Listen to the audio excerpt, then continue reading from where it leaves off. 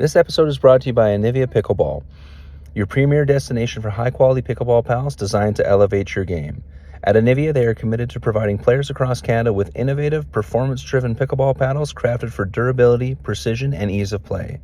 Irene and myself are currently using their Gen 3 Pro paddle, and if you head over to Anivia.com and enter the code AGorman15, you get 15% off your order. That's AGorman15 at Anivia.com. All right, on with the show.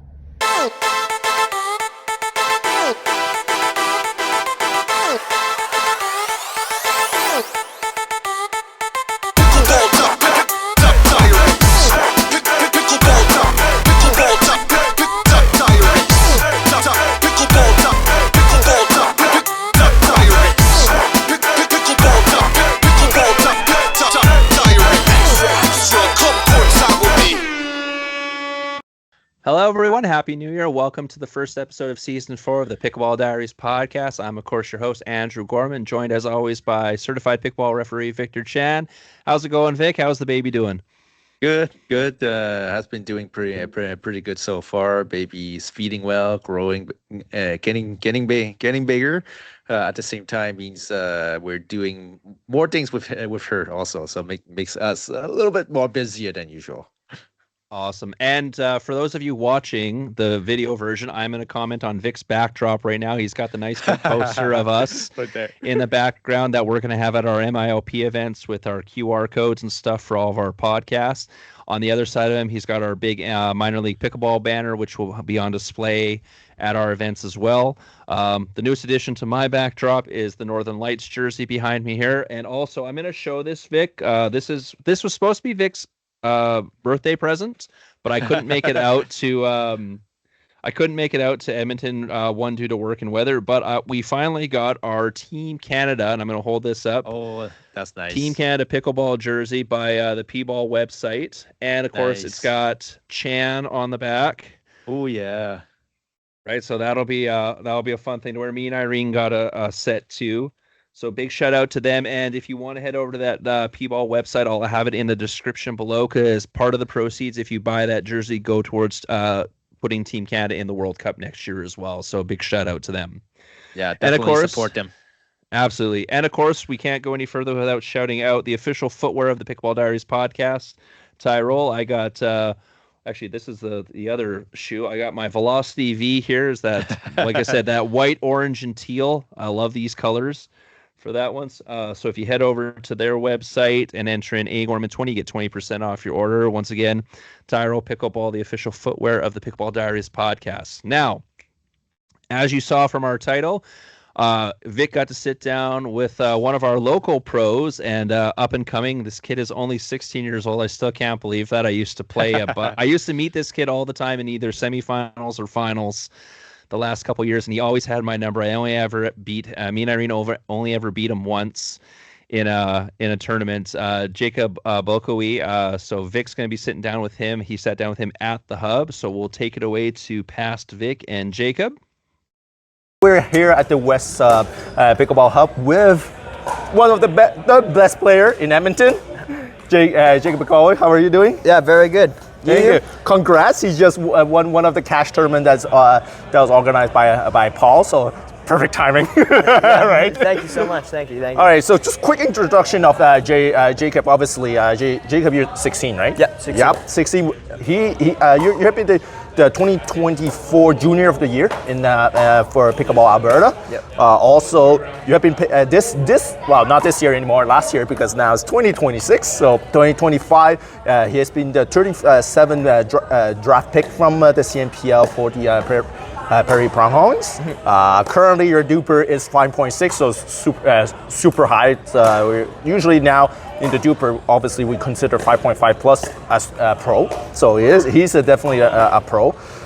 In the 2025, you're the one the only person that actually triple crown in the Alberta provincials, right? Yeah. So in 2025. It was silver in singles. Silver in singles. But still considered triple crown. Pretty close. Also, he finished second in the Canadian Nationals open men's category. Yeah. Basically, he actually technically beat them. He technically beat the duo Ernesto Fajardo and Matthew Kawamoto. But because he's coming from the B side, you have to play that unfortunately the tiebreaker. So, but otherwise, you would get got goal in there. So that's a massive win for you, definitely. Yeah, right? thank you. Another feat for this year, he's now one of the official coach at the Paddle Hub. So big congrats to you. Thank you. Anything I missed? No, like that's pretty much it. I went to a PPA qualifier. Oh for yeah, the that's main true. drum. True. But no, that was pretty much it. Yeah. You also qualified the PPA Vegas. If I'm not PPA mistaken. Vegas. Vegas. You went through the qualifier and you made it all the way to the main draw. That's big congrats to you also on that one. Thank you. So apart from this, okay, we'll do some more little normal questions now. All right, and then we'll go some more tricky questions afterwards. Okay. So first of all, obviously, if I'm not mistaken, I remember you started pickleball about 2022-ish, right? Well, I started playing like competitively and like with the higher levels probably around 2022. Mm-hmm. But I've actually been playing like for about 7 years now. But before 2022, I was playing more like for fun with my dad, just hitting the ball around at the rec center. Yep. Just for fun. But I'd say in 2022, that's probably when I started getting competitive with it, playing tournaments, playing at a higher level. Definitely. Okay, nice. Yeah. Why did you pick pickleball over others? Because you play other sports, obviously, right? Yeah. So before pickleball, I played a lot of soccer. I played at like almost all sports: volleyball, soccer, badminton, basketball. And I've been playing. I played them all probably up to like last year. I was playing volleyball, and I don't know. I just feel like pickleball had the most opportunity for me. I feel like I can get a chance to make a living off it, and yeah, that's why I also like it's for me. It's the best compared to all of them, but I'd say there's just the most opportunity for pickleball. Yeah, and you did it well. You're actually like I remember seeing you just basically shoot off like exponentially. I started when I started seeing you. We knew that you were already super good.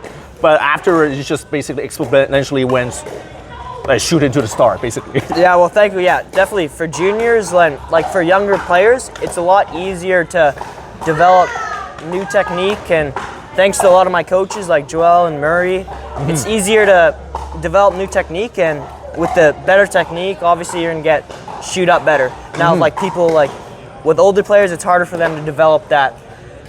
Or change their technique.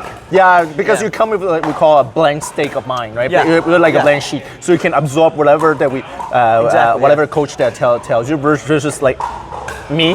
Like we developed a bad habit, we're stuck with it. It's actually more difficult deprogramming than programming ourselves. For sure. Yeah. Basically, that's good. So. How I would say for a player, a lot of players look at you as one of the highest junior in the national scene. So my next question will be, how's your ratio drilling and playing currently in order to get you to that level? Yeah, well, it all depends if like I got a tournament coming up or if I have a big break from a tournament. Right now, I don't have a lot of tournaments coming up. So when I have a huge break, I'm drilling every day, whether it's with like the ball machine or just a drilling partner. I'm trying to drill pretty much every day. And then games, if I don't have any tournaments coming up, it's once or twice a week. Nice. And then if I have tournaments coming up, so I guess a 7-to-1 ratio is that? Yeah. And then if I have a tournament coming up, I try to go. I'm still drilling every day. I might get a double session, so like. Still drilling every day, but playing like 3 or 4 times. Okay, that sounds fair. Yeah.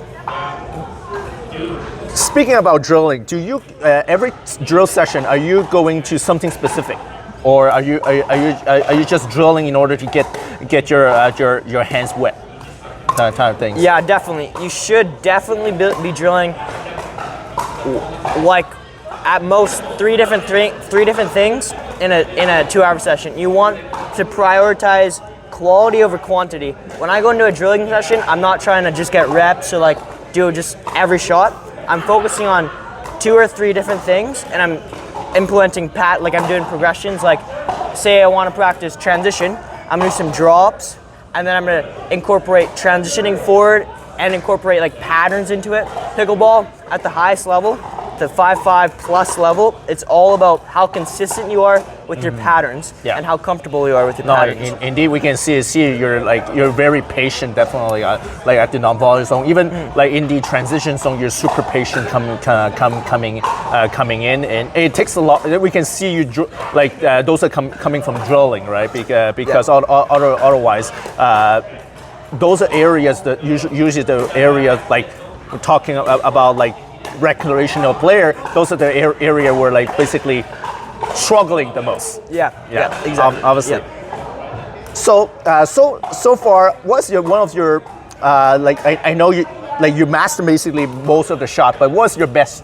shot of the game? Oh, my best shot? Yeah. Well, I would say like I kind of like, it's not really a shot, but it's more like a pattern. Like at the kitchen line, I just love going aggressive with my 2E backhand, and then you're either looking in for that backhand flick or just the speed up off my 2-handed backhand. But I'd say like my favorite shot is probably either my 2-handed backhand like roll dink out wide, or my just backhand flick speed up, or even roll speed up. So yeah, I got 2 shots there. Yeah, definitely. I played a couple of times that backhand flick shot is tough. It's just tough to read, tough to block. That's definitely a super nice shot. Keep at it. Obviously, keep at it. Now we're going to a little bit more personal question, or a little tricky questions. Who like I will say, who's right now your idol in pickleball, or someone that you look into? Well, I mean, there's a lot of different people. Like, I guess on the pro circuit, there's like obviously, like I like Alshon, like the way like he's developed his mental game. Like before, wasn't the best, but I see like in the last like couple months, he's developed a really good mental game. Yeah, definitely. So I say like on the pro circuit, Alshon. Around here, obviously my coach Joel. Yeah. He's a super good player, super good coach. People who doesn't know is as Joel Peltier. He's the one of CNPL pro for the Northern Lights team. So, go ahead. Sorry. Yeah, and then also my other coach Murray. He super good person, and also a really good mentor kind of. So another person add on, Murray Sieski. He's I'll say one of your account main coach for a while. Yeah. That's been following and helping Jacob build over time. He's also a level 2 pickleball referee for Pickleball Alberta. And we see him around. He have been helping Jacob working a lot of shots all the time. So that's Murray Sieski.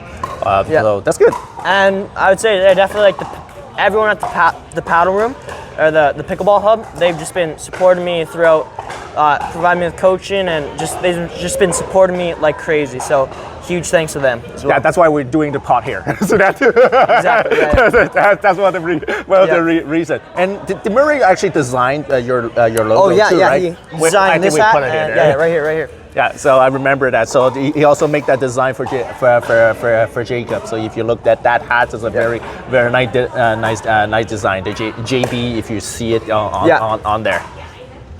All right. So other maybe tricky question. Why did you choose Selkirk? Selkirk? Well, I guess a lot of people around me at the time, were, I guess, Selkirk advocates. So I was exposed. Like I've been playing with I started with the Power Air. Yeah. I've been playing with Selkirk pretty much about my whole career before after a wooden paddle. But after that, I started with the Selkirk Ant. Yeah. And then went to the Invicta, the red one, and then to the Power Air. Yeah. And then I guess at the time I really like the paddles. I've been using it my whole life, and it's just a really good company. They're made in the U.S. Just a really good company. Yeah. Mm-hmm. Yeah. I agree. Basically, they have been one of the most well-known customer service for like all the paddle and pickleball. You have a broken paddle, you go you send it to them. Sometimes they don't even tell you hold on until we send you to the replacement one, which not a lot of company does that. And I'll say they have been, like, especially I'll say in the Edmonton area, they have been pretty exposed everywhere. There's a lot of Selker ambassador or advocate there, depending on what the name, and that's been pretty good. And while leading to that question, what have you seen as the biggest upgrade from the Power Air to now the Boomstick, which we have it over here? Well, at the time the Power Air was a really good paddle, but I'd say the Boomstick is an upgrade in every single aspect. Like, has a bigger sweet spot, a lot more power, a lot more spin. I guess, a lot more power, better shape. I like the longer handle for my 2E backhand. So I'd say it's in every aspect, it's better. Yeah, indeed, because like unfortunately at that time the Invicta, they're considered as their elongated shape at that point. The handles are around max 5'2" inches, and right now we're all the way to the 5'5", the real elongated two-handed backhand shape, which is perfect, right? And for a two-handed backhand flick or your 2E, like you said, is actually very, very good. Couple other tricky question. Okay, so let's go just for Canada. If you have a chance to pick whatever player possible, would you be your ideal male and your mixed partner for female? Just in Canada? Yeah, just for Canada for now, and then we'll move on to the US after that. Yeah, for Canada, obviously, like Bradley Safran, my regular partner. He's my men's partner. I'd say, like, we have really good chemistry. He's a really good player. So yeah, for men's, I would say definitely Bradley. For mixed. So people who doesn't know Bradley Safran is now the coach at 315, one of the newer facility in Calgary. So if you want to look him up, he's over there. All right, and mixed, I guess Shay. She's my regular partner, as well as Jacob Bolkowy, so one of Jake's regular partner. Yeah, and then I guess Anna Diachenko would be pretty fun to play with. Nice. Yeah, I like Diachenko. She actually re-signed with the Owls in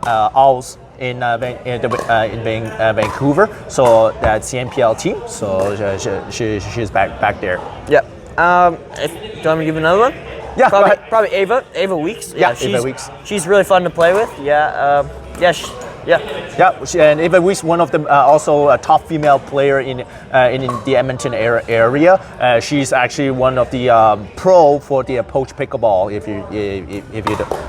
you go see her on Instagram, she's all over there. And how about US? Well, obviously, like, I like how Alshon's game has come.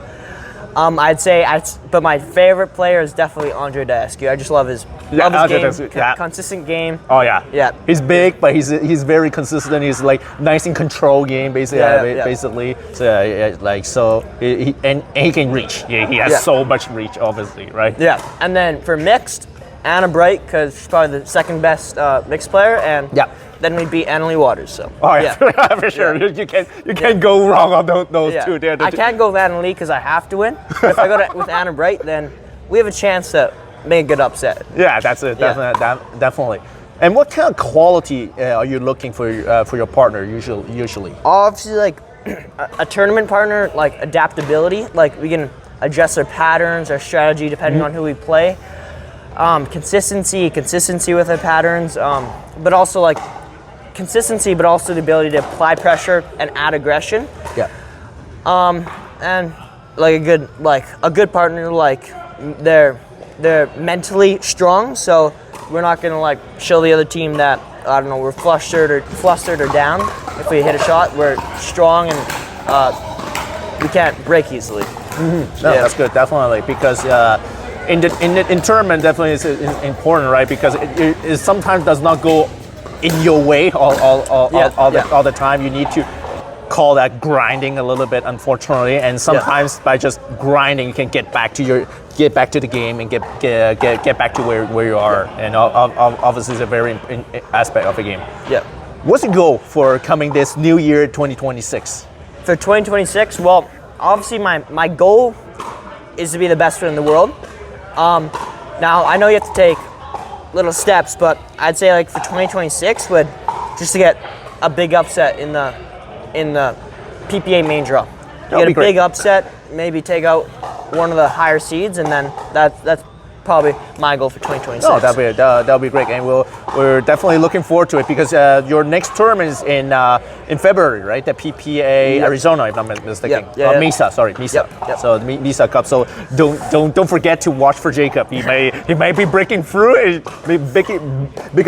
Big run for some and big upset at that tournament. So make sure you watch that. One last question. Yeah. It's a weird question, but I'll ask. Yeah. What do I have to take to beat you? Probably never happening. Sorry, that's not probably happening. Like any, there's always ups. Like anyone can win. Anyone like, it's all about like I would say, getting the. I'll kind of like change the topic around. Like if you want to like win against players or people who are better, then you have to be experienced. You have to be playing against better players. Yeah. So like for me, like if I want to be getting to the next level, I have to be playing better players. So going down to the States, getting that experience of playing like better players. Obviously like you beat me like not too long ago. Well, but that's a while ago though. But, that's a while ago. It's like about a year. That's like, not considered as beating. Not anymore. There's no way I'm beating him anymore now. Yeah, well, it's in pickleball. Pickleball is a super easy game to beat better players. As long as you're like, if one person is off and one person is on, then it's a huge, easy chance to get upsets. There's like 100 different variables on whether the ball can go an inch over the net or into the net, and most of those variables aren't even. You can't even control them. So, for example, like wind, like the humidity. Yeah. But I guess a couple ways you can control is just getting a consistent swing. Yeah. And then if you have a consistent swing, consistent preparation, the environment you can adjust. You can adjust how hard you swing, how high you aim, and I would say that's the key to consistency. Is having consistent preparation, consistent swing, and consistent patterns. Yeah, I agree. And it's just not sometimes yes you can put on some of those nice shot, but however like those nice shots you might be worth like 20% out 80, right? But if you're able to put on that consistent 80% of your shot on the same spot or at the court is actually more important than make that 20% of that fancy shot we call them. Yeah, exactly. All right, thank you so much, Jacob. No, I'm honored. I'm blessed. Thank you so much. We've been waiting for a while before talking to you. Obviously, this is a very good opportunity to have a start of the new year of podcast having you on there, and best of luck this year. Hopefully, you make that upset, or maybe actually win some PPA medals. You never know. You may be making those, right? Yeah. Well, thank you so much for the interview, and it was great to be talking with you. Thank you. Yeah. Thank you, everyone. See you guys. Awesome. Welcome back. Thanks again to Jacob for sitting down with Vic. That was awesome hearing it from someone who's young enough to be my son. Basically, I'm like double this kid's age, and he's an amazing player. I always have fun playing against him and getting into dinking battles with him because, like he said, he's got how he was saying his Tui is his favorite shot. I love going trying to do my slice dink against his Tui. It's like a great battle every time I get to dink against Jacob. It's always fun. Definitely, he definitely improves a lot, and he's working a lot also on his game. He's almost at the hub every day, just drilling and working super hard. So hopefully he can break through, and all the best to him for this season. Absolutely, yeah, and I'm pretty sure he's put his name back in the CNPL. I'm not 100% sure because obviously we don't have the list. Oh, he said he did? Okay, perfect. Yeah, he did. Yeah, he did get drafted last year. Did get cut just to for time constraint reasons, but hopefully he gets picked up again because he's one of the top players here in Alberta. And like I said, at 16 years old, like if you can lock him up for like say one of those 2-year deals, that's a easy money there for some of our CNPL teams. Mm-hmm. Speaking of CNPL, Vic, this is the pre-show to the draft. I can confirm that me and Vic, well, I'm hoping because work can always get in the way. We're going to be joined by Diego from Ontario as the host for the draft this coming later in January here. So the three of us will be hosting the draft as we see the teams pick the players for their teams. So we're going to quickly go over who the teams have already and kind of what they need to pick up. And then we're going to give you the draft order. And we can kind of make some small predictions. But I remember you're mentioning you're working. I was like, wait a minute. Oh, I don't work anymore. I'm on yeah, no, you're on maternity leave. Yeah, lucky. Well, lucky you. I didn't even get paternity leave when my kids were born. So I'm working differently. No, I'm working for my daughter. Yeah, there you go. Exactly right.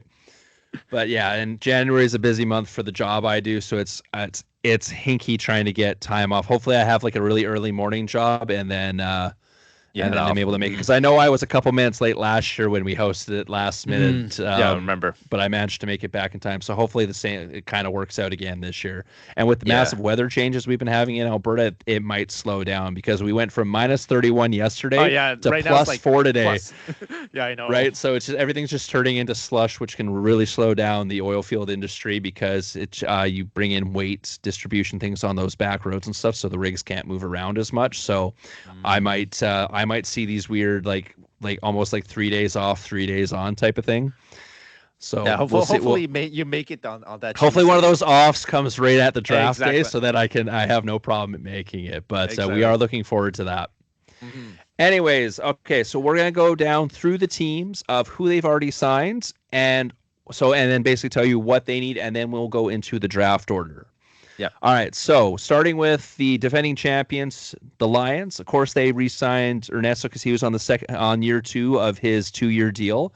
Yeah. They signed Christina Chin in the offseason, and they re-signed LC. So they got Ernesto, Christina, and LC. So the signing of Christina creates a really great first mixed pair.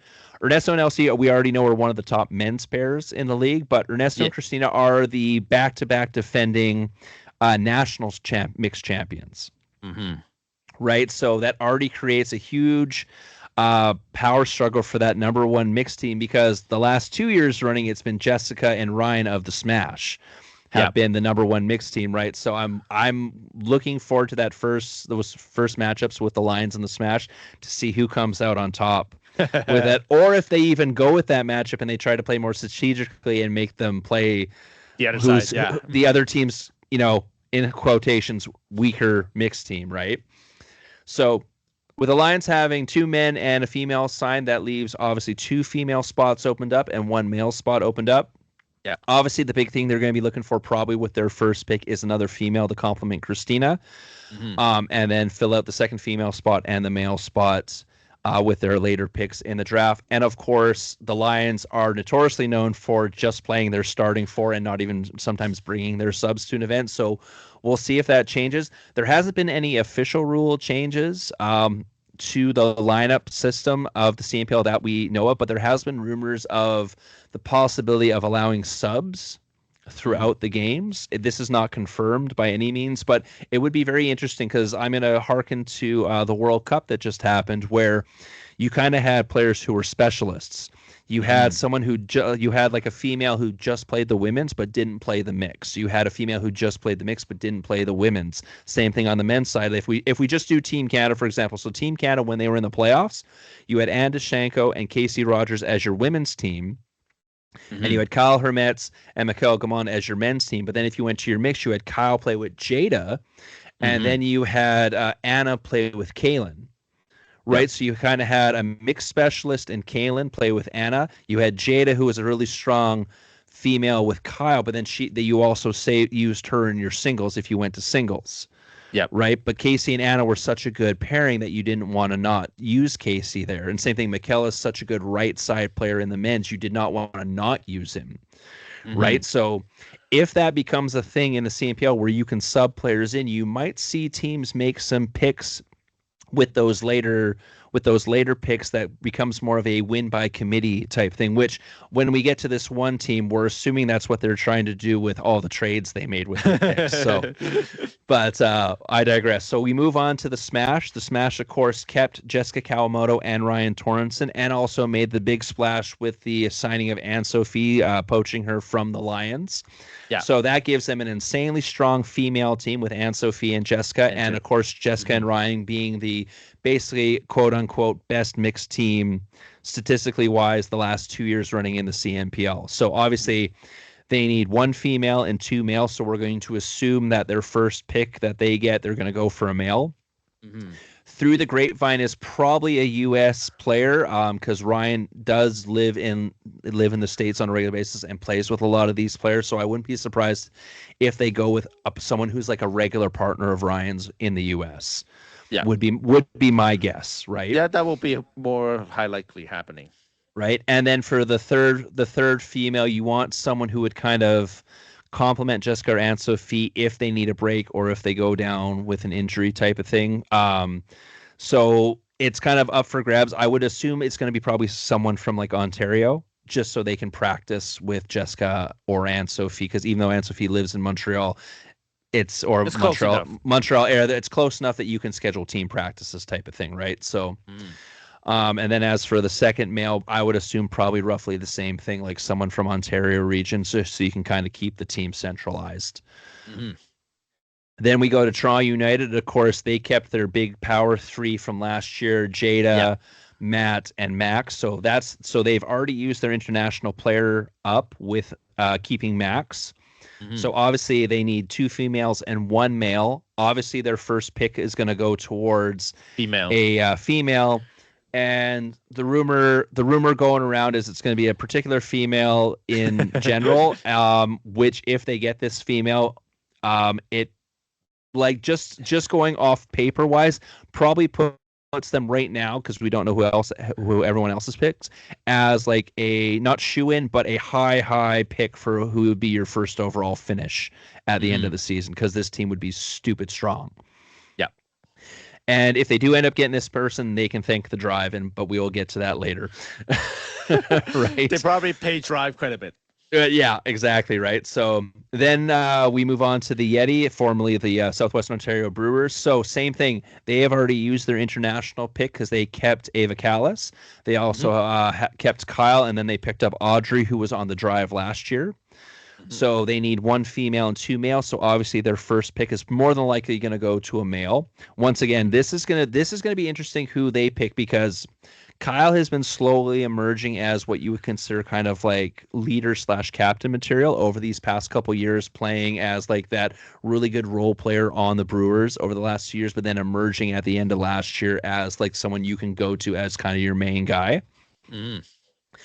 He will need to be complemented by a really good guy who I would assume you want as a right side. So we don't know who they're picking, but if we go off of World Cup, Mikkel Gamon would be a great that's what we're talking about for the Yeti to pick up. And I'd be really surprised if Mikkel's available, if the Yeti don't go for him. Unless they have someone else in mind, because obviously they made that late pickup last year of Lucas, and Lucas played really, really good. Or Luca, sorry, not Lucas. Luca. Yeah, Luca. Sorry, apologies, Luca.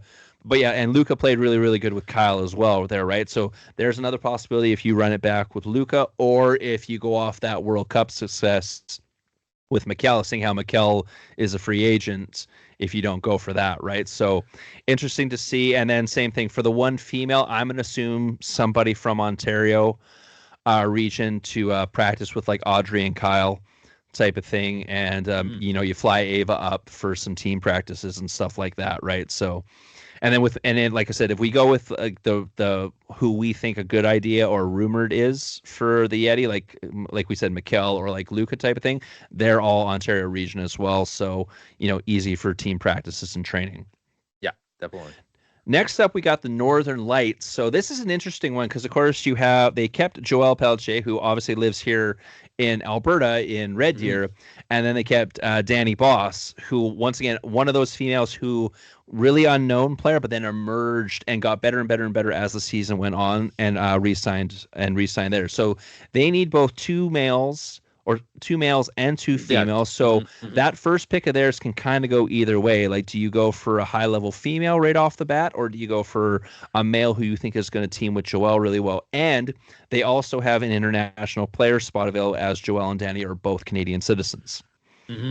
Right. So the Lights are the one that's kind of up in the air. I'm not sure where they're going yet. And the other thing is Joelle and Danny didn't play as a mixed team last year. Danny played almost exclusively with Lucas, and Joelle played exclusively with Marie-Christine Salvez, right? So it's going to be interesting to see. They're the one team where I don't really have one of the two teams where I'm not really sure what they're going to do, but they have lots of options, as they have, I want to say it's like the 5th overall pick. Even though like they had the 3rd, they traded down, but I'm guessing that's because they only went down 2 picks, and they're pretty sure that whoever they're looking at is still going to be available at that spot.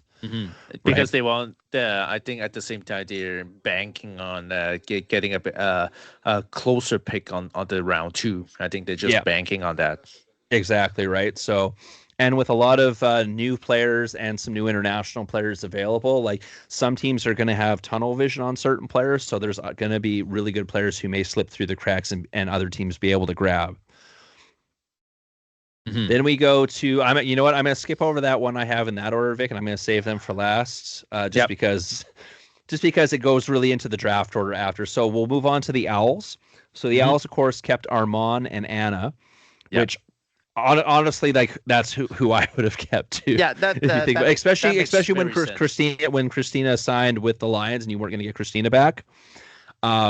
This makes sense. Armand was one of the standout players last year. So was Anna.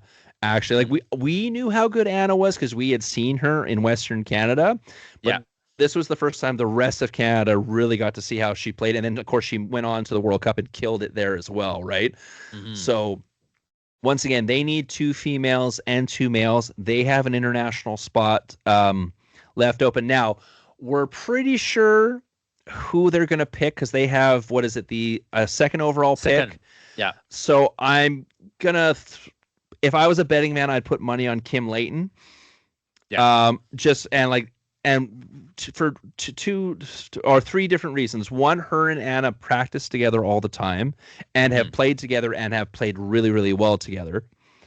2, she just signed with the Owl Company, who are the owners of the Vancouver Owls. There you go. Right. And then 3, you have the 2nd overall pick. You'd be really crazy to leave Kim Layton on the board because she's not going to make it to round 2. Right. So especially if you're looking at elite women who are available, who would be available in the draft, Kim's probably one of the, like, if not the top, at least like top 2 or 3 women on the list. Right. So I'm gonna place my bet and say they're probably gonna pick Kim Layton with their first pick. Now, as far as who they're picking for male, that's a complete unknown because you could go back to the guys you had last year with Eric and Kaylin, who, like we said, played. Who played really well, but they will be available later in the draft if you want to bring one of them back. Right, you have some high picks right now because of where you finished. That, like, there's U.S. or international players available. Like another international player who is rumored to be in, I think, is like Armando Ferreira, who for those of us who had our hearts broken on Team Canada, was a major part of that heartbreak at the World Cup. Yes, because of him. But I saw him post. I saw something post with him liking it and stuff. So I got a feeling he's putting his name in the draft as well. That's me doing some more Instagram sleuthing and stuff like that. But aside from that, there's no connection to the Owls with that. I'm just throwing that out there as a possible player, right? So so the Owls, like, for who they're looking for their second guy, like, same thing. That's another one where Mikel Gamond, if we're throwing out insanely good right side players, would be a really good comment because, of course, Armand is such a powerhouse and takes up so much of the court that you really want someone who's in there as a good counter puncher and a good reset person. But you have other person that might be going in, like younger guys, like McConnor Guy. Yeah, McConnor Dye out of BC and stuff like that, who trains with Armand all the time, and they were traded points back and forth at nationals, and McConnor came out on top in singles. Exactly. Over Armand at nationals and stuff like, and then you have also Michael McCaffrey. Michael McCaffrey who trains with him as well. Like, there's some really good pros in BC who Armand trains with all the time, and for Anna to come down from Regina area to go train, like, we already know she's willing to do it because we see her in Calgary and all those places all the time training with Kim Layton. Yeah, so there you go. For those drives or for those quick flights down there, that's not going to be an issue. So the Owls would be someone where I wouldn't be surprised if you see almost, with the exception of maybe an international player, almost exclusively kind of Western Canada players, right? Just because they have and because most of the teams are based in Ontario, they don't see these players as much. Yeah. And when you're not sure, you're going to go with what you know, whether it's like the up and coming local player. You're going to see most of the Ontario teams pick that. Yeah. Right. So the Owls they're kind of like the Montreal Canadiens back in like old NHL when Montreal had dibs on everyone coming out of the Quebec leagues. Yeah. Right. The Owls kind of have this with BC and kind of Alberta area where if there's an up and coming pro that you're really interested in, this is where you can have the eyes on them first, and they might fall under the radar for other teams. Mm-hmm. This is, and just to jump back to the Lights, this is why the Lights are so interesting because they're on both sides. So do you pick, say, a female from Western Canada to practice with Joelle to work on your mixed game, or do you focus on women's game and men's game and pick a guy from Western Canada to play with Joelle and pick a female to practice with Danny? Yeah. Right? So it's one of those things where that's why the Lights are very interesting with just who they've signed already. Mm-hmm. Then one of the other unknown teams, the Pronghorns, that's their running name right now. Yeah, I'm assuming that name is going to change before the season starts. We don't even just because like we've been saying like we said on the last episode of the last season, the Pronghorns logo is not on the CNPL website right now. They're still going by Pronghorns right now because they have a new owner. There hasn't been a name change officially yet, but I'm going to assume there is, just because, like I said, the Pronghorns logo is not on the CNPL website anymore. They kept Antoinetta Toskova from last year, and then they signed Lucas, who was the third overall pick last year on the Lights. So that's obviously neither of those two played together last year, but Lucas, as the season went on, got really comfortable and played really well. Antoinetta was a standout performer last year on the Pronghorns, probably one of the best improved players we had seen from previous seasons. Mm-hmm. So once again, they need 2 males, 2 females, and this is another one of those ones where we're not sure which way they're leaning. The big thing is both players are located in Eastern Canada, so there could be a U.S. Could be a U.S. player they're looking at. There could be a lot of Ontario-based players they're looking at just for practice purposes. So even though the Pronghorns are technically a West team right now, they probably going to become East. Yeah, I would see a lot of Ontario players unless there's someone who really catches somebody's eye from some combines that have happened or from MiLP that people paid attention to and things like that, right? So because like I honestly, if you look at the Duper 20 from last year for the top 10, to be honest with you, aside from like Jacob, I don't really see like anyone in that group really getting picked unless they're like someone who's like under the radar third stringer to start the season type of thing. Yeah. And this is telling us someone who's ranked like 9th in the top 10. Now I didn't put my name in the draft, but because the men's is so deep, but right. But it's going to be interesting because the Pronghorns is one of those ones where I don't really have a read on because we don't know who the owner anymore. We personally don't know who the owner is. Obviously the CNPL does, and we also don't know what that owner is looking at. Yeah. Right. So that's going to be interesting.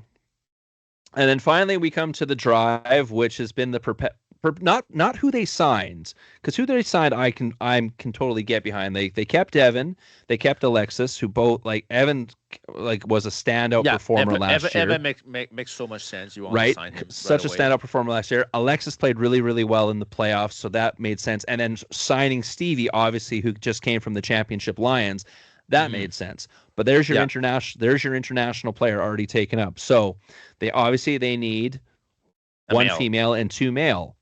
Right? So your first pick should probably go to a male. Now, this is going to be interesting. Who's going to be available when their pick comes up? Because originally that pick was going to be up like 5th overall and then 3rd overall when they made that first trade with the lights. Well, now they've made a trade that has made their pick go way, way down. So they have the 10th pick now. So it's like, 10th, right. So that's a lot. That's way down. So they must think whoever they're thinking of is going to fall through the cracks and still be available come the 10th overall pick, right? So, and then all the rest of their picks are way back in like the 5th and 6th round. Right. So, and if you read the CNPL article, they were saying, win by committee. Now, like I had kind of mentioned before, where this is a rumored change, this is not official, but if it is where you can play multiple players and not just lock in 4 for the entire matchup, I could see now where this train of thought may work.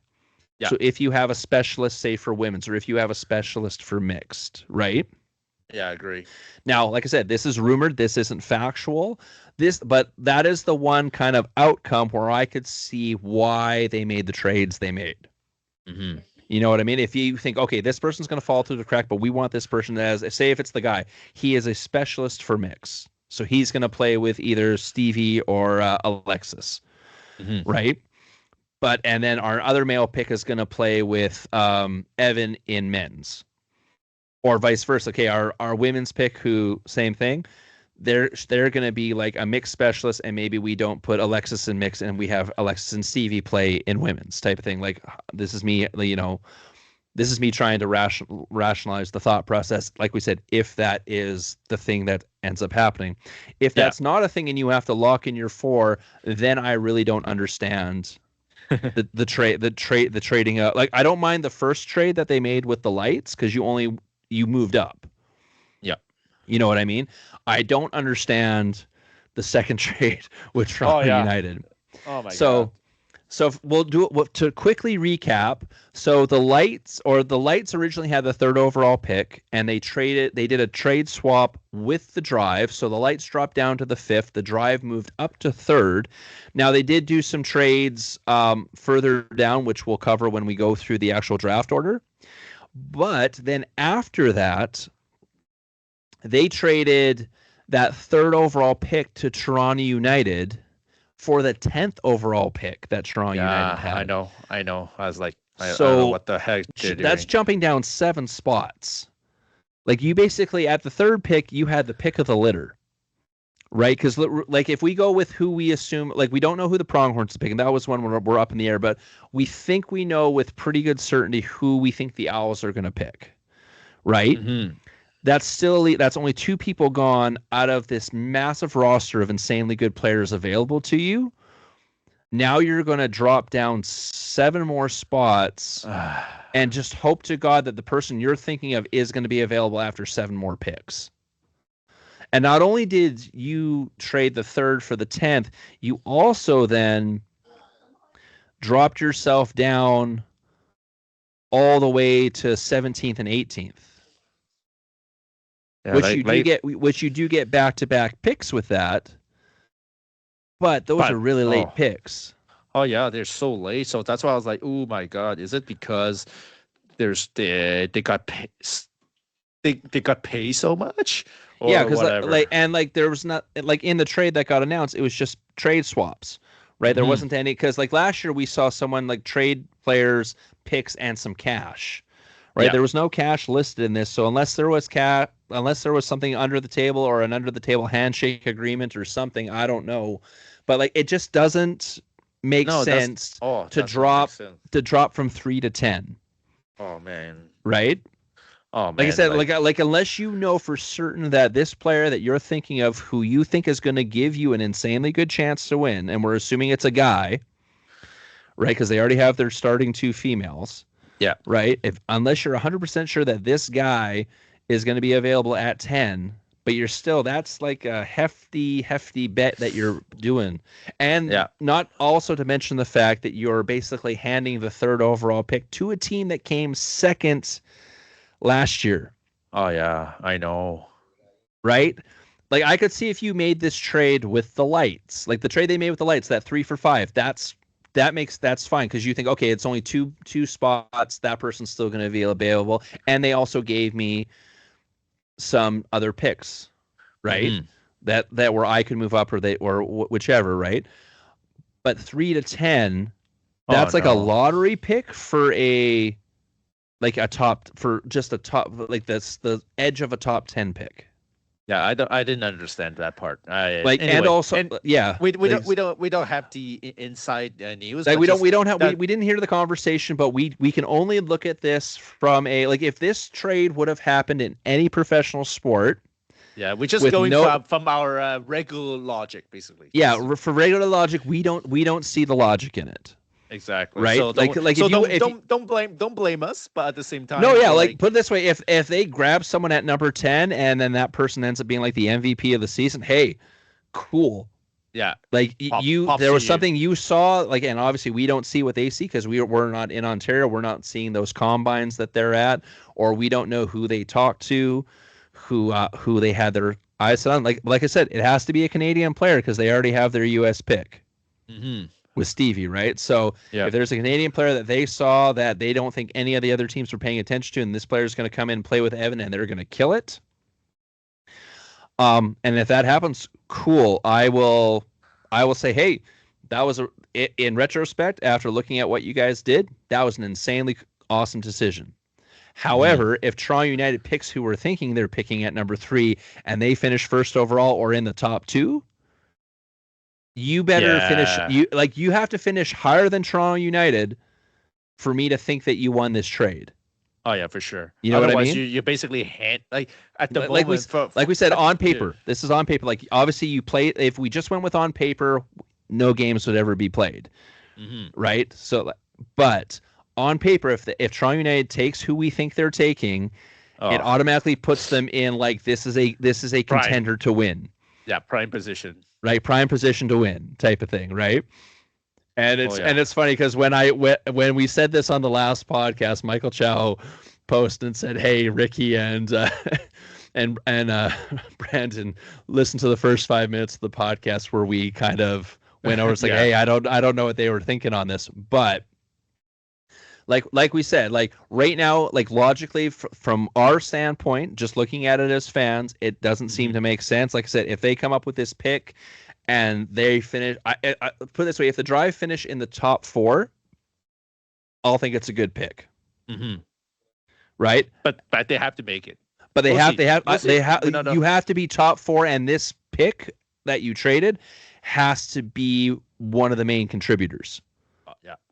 Right? For sure. Because remember, they also picked 2 players above Evan last year, and by the end of the season, both those players, like one player got traded got released from the team.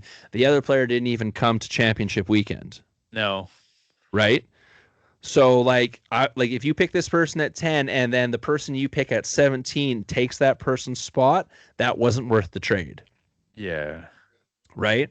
So you have to knock that number 10 pick out of the park. Right So away. that's They have to just like you knock that pick. Yeah, you knock that pick out of the park, and they perform on there, a major factor in you finishing high up in the standings. I will be one of the first people standing here saying, "Hey, the Drive are super smart, and that was a really good trade for them to do." Yeah. Like I said, but however, if Toronto United gets who we think they're getting and they finish number 1 or 2, I'm going to say you probably still could have got that person at number 3, and then Toronto United probably wouldn't have got the person they got. Because that if it's the person I think it is, that person definitely would not have made it to number 10. Oh yeah, definitely. If they were available for all the other teams. Because if you don't take this player, like I said, aside from Kim Layton, this would be my next pick for like her and Kim Layton for me are interchangeable for this. You pick this person if they're available. Big time. Right? So my prediction is at least 2 women are going in the top 3. Right off the bat. But yeah, so before we get too much into the weeds of that, so we'll go through the draft order. So first overall pick goes to the Pronghorns. Second is to the Owls. Third, Toronto United via the Lights pick from the Drive. Yeah. Then pronghorns are up again because we were doing what we do. Like we go back to the lineup, right? And because teams have signed players, they lose those first round picks. So back to pronghorns. So pronghorns get the first and the fourth pick, right? So that's huge for the pronghorns. That's why we said like we're not sure who they're taking, but they're in a very good position to pick high quality players because you basically have 2 lottery picks, right? Next is the Lights via the Drive. So the Lights only dropped down 2 spots with that trade that they made. 6 is Owls. So same thing. Owls second pick. So they got 2 and 6. Like we said, kind of. I usually say top 5 are lottery, but even number 6 is pretty good. You have lots to pick from, right? You should have quite a bit of good players still left. Yeah. Then we move on. So then we got the Smash. So like we said, the Smash need that male player. Like we said, I'm assuming the number 7 pick is going to be a U.S. male player. Then we go to the Yeti. We know this should be a male player unless you really think that the person you're aiming for is going to drop, and so you pick that other female there. But then realistically, why did you sign your 2 females if you're going to pick a female in the top 10? Right? I don't know. You know what I mean? Like I said, unless one of those 2 females we were talking about is available, then I might say, okay, screw my original plan. I'm grabbing one of them because I can't believe they're available, type of thing, right? That might throw, like, if someone makes a weird out of left field pick in the top 5, all of a sudden that might change everyone's drafting strategies because all of a sudden an insanely high level player is available, right? Yeah. Then number 9, the Lights. So the Lights have the 5th and 9th for the top 10. And then number 10, the Drive, like we were saying, all the way down. That's Toronto United's original pick. Like we said, going from 5th to 3 to 10. Like we said, we'll see. Right? We'll see how it goes.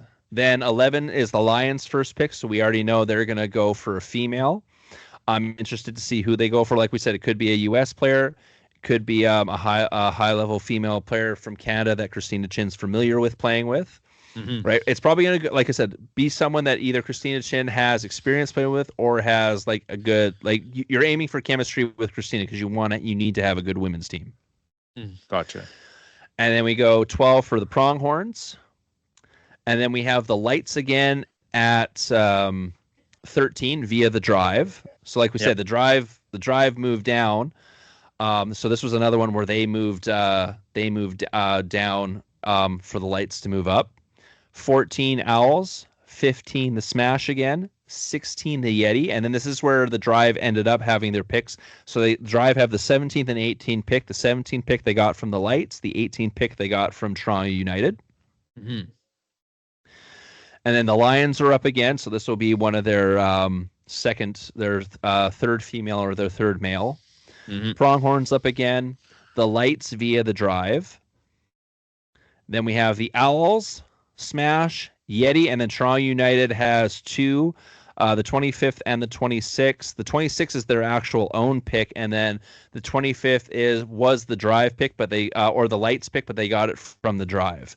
And then to finish it off, the Lions with the final 27th pick. So because of all the players that were re-signed, there's only going to be 27 people picked in this draft. So if you've put your name in the draft, you better think you're top 27 in Canada /US out of people who got picked, right? Yeah. And if we want to go through it, so the only teams that can't pick a U.S. player are the Toronto United, the Yeti, the Drive. And that's it. So 3 of the 8 teams can't pick a U.S. player. That still leaves 5 teams available to pick a U.S. player. I doubt Lions will pick a U.S. player. I have a doubt. I have a feeling they're going to go with someone from Ontario-ish that Christine is familiar with. Yeah. Or from Quebec that, like, say, Ernesto or LC are familiar with.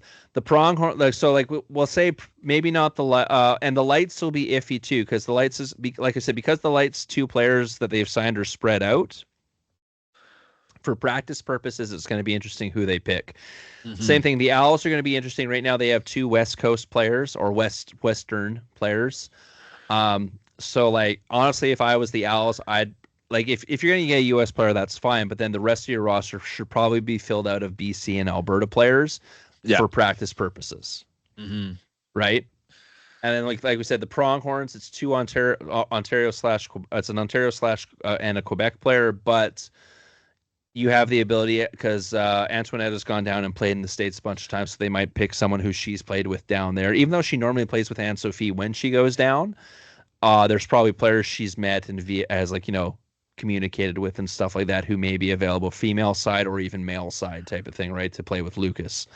So 5 teams with the option to pick a U.S. or international. Sorry, I shouldn't just say just U.S., or an international player.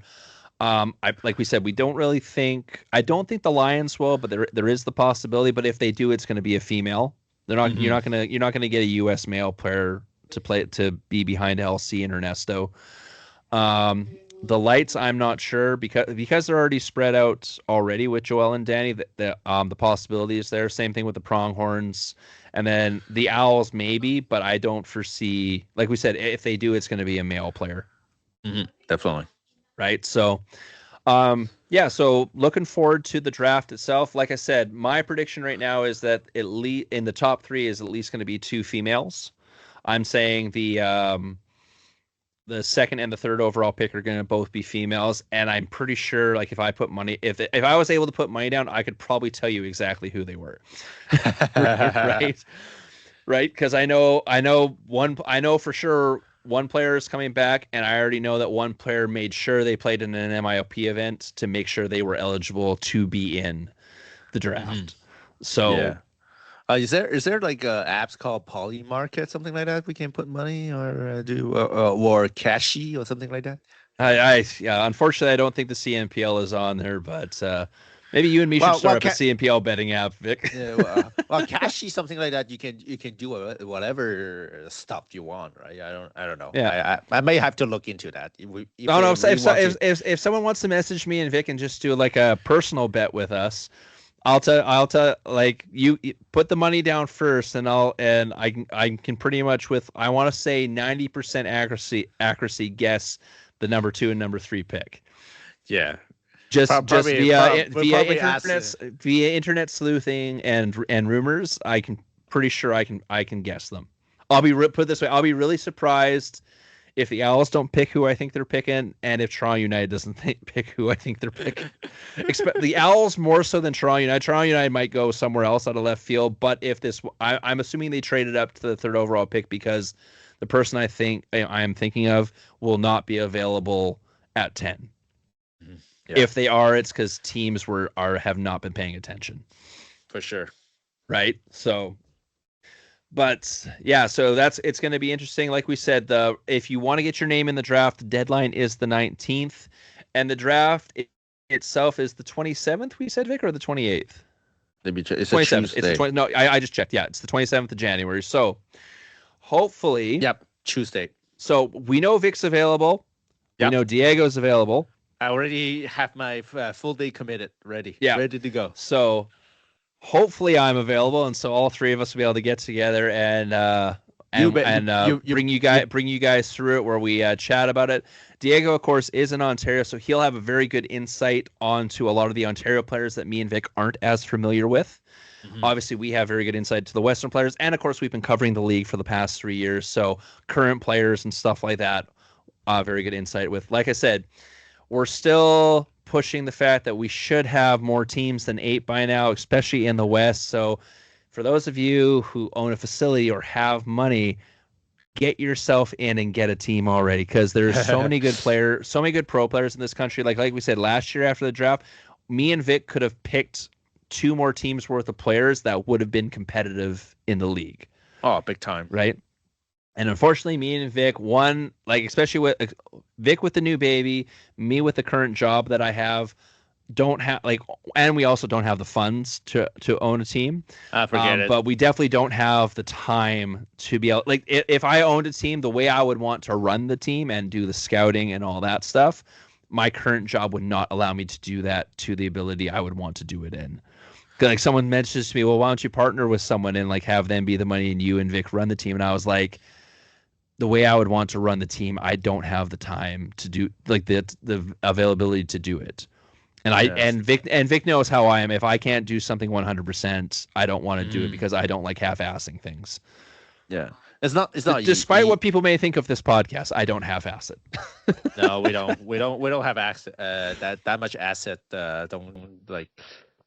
It's not easy. If he keeps putting his name in that Lotto Max, he just keeps not winning. So, yeah. Well, I think first I try. Put it this way, Vic, if you do end up winning, the first thing we want to do is just buy Rays outright. Get that. It's already there. Like, it's already built. You know what I mean? Maybe not. Probably. Maybe just the pickleball. Maybe just the pickleball portion. Yeah, probably just the pickleball version. I don't. And then knock down those padel courts and badminton courts in the back and put a few more courts in. Oh, just put. And then just if you're pickleball, just freaking. Be pickleball. Pick a lane, right? Yeah. Or if anything, maybe stick like a cafe in the back or something for like a side hustle, kind of like what Pickleplex has with their beverages and stuff, right? To be honest with you, if I do it, I'll do like what the chicken in pickle will do.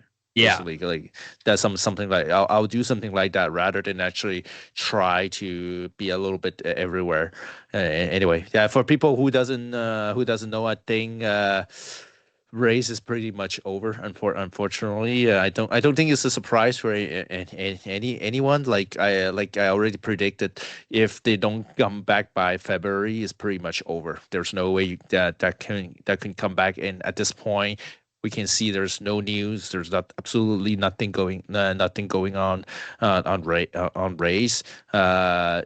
Like Andrew said, it's just a waste. It was just a waste opportunity because it has so much potential with that big facility, but it's just maybe just bad. I think management. just tried to do too many things at once, and sometimes if you're limited on funds, you need to pick.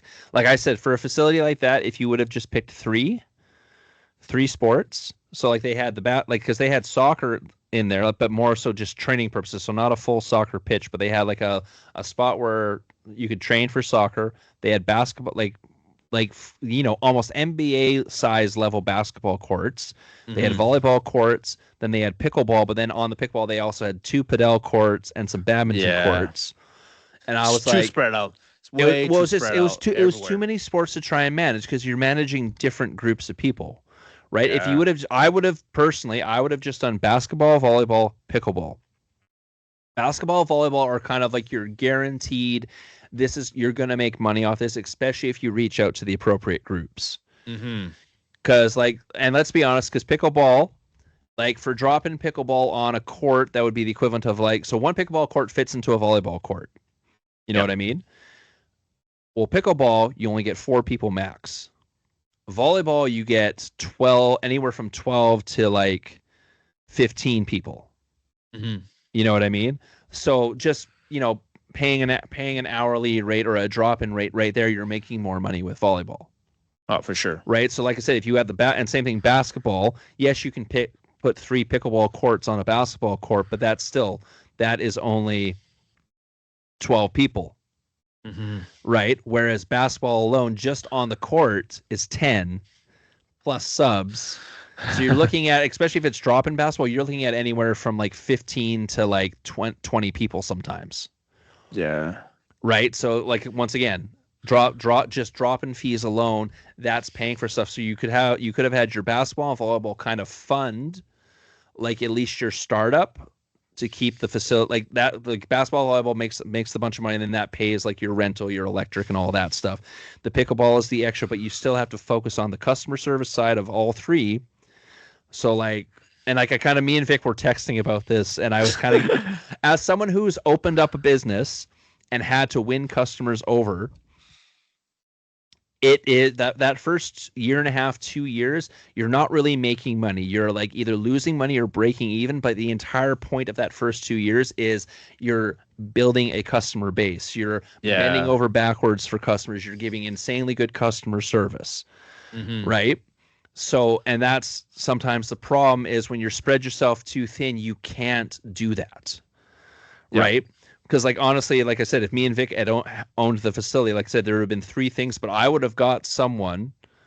I probably could have done it by myself for a couple of the sports, or for like maybe two of the sports the first like year. But I would have had someone, okay, this person is managing the basketball, this person's managing the volleyball, me and Vic will handle pickleball type of thing, right? Yep. Now I probably could have done basketball and pickleball the first year to kind of like, you know, save money a little bit on salary or something like that, right?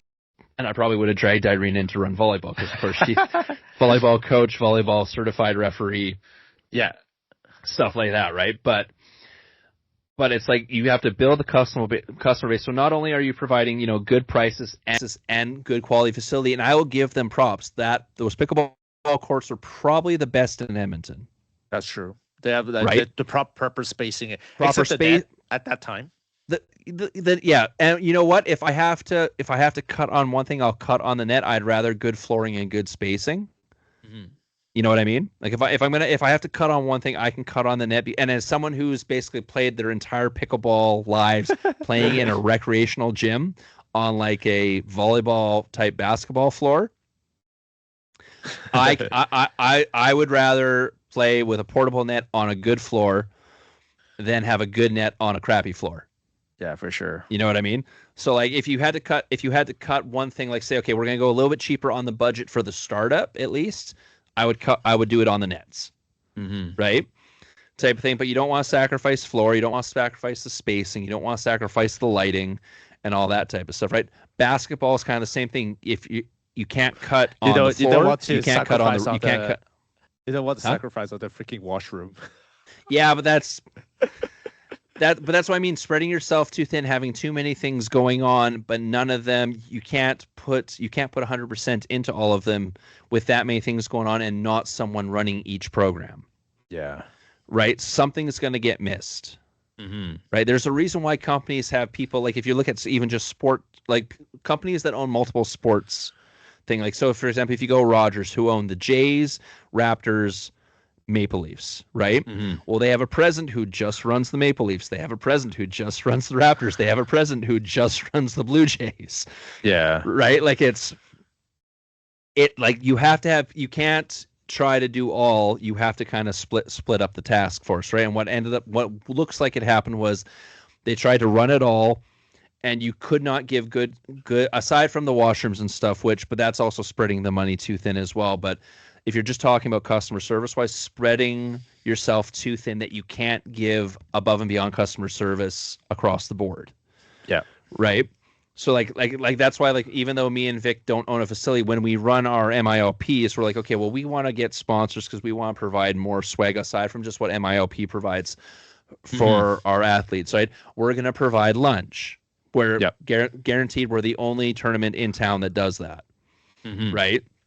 We're going to provide some drinks and stuff for people to get so that, you know, you don't have to leave and go get some money or spend some money elsewhere. You're already spending money here, but we've given you kind of a one-stop shop. Like you're getting your games, you're getting medals, you're getting swag, you have the chance to win other prizes that we've gotten from sponsors. We're providing food, we're providing drinks, right? So it's like all encompassing, right? Whereas we go to any other tournament in Alberta, it's you show up, you get your games, and you maybe get a medal. Not even all the tournaments have medals. Oh yeah. Oh my God. God. Some that give you a voucher of something. Yeah, right. So it's one of those things, right? And like unfortunately we don't have a facility where we can then also do that, right?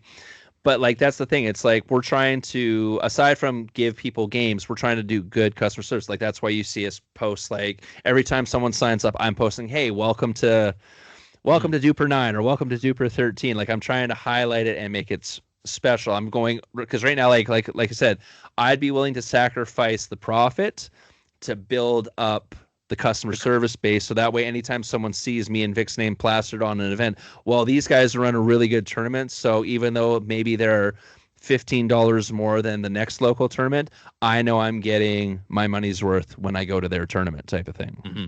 Right. Yeah, that's what we're trying to do to give the player the maximum benefit from their playing and everything, and that's our goal. Yeah, and we've kind of segued into MiLP, so I guess we'll see how we're already talking kind of about this. Like we'll do this and we'll cover the Annalee Waters thing after. So the other thing I want to talk about, so I've had people ask Irene and ask me a couple questions because if you've seen our announcement videos, you'll see that we say Epic Qualifier at all of our events. Well, what is Epic? Okay, so and I kind of covered this when it first got announced, but we'll go back into it again. So the Epic World Championship is an amateur kind of luxury getaway festival pickleball tournament. Right. And it's centered towards amateurs. So basically the levels enter anywhere from like 3.0 to like 4.99999. Yeah. There's no 5.0 plus. Yeah. There's no 5.0 plus categories at this.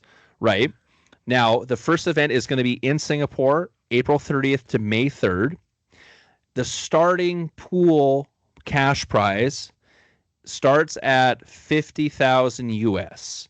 And then with every registration, it builds.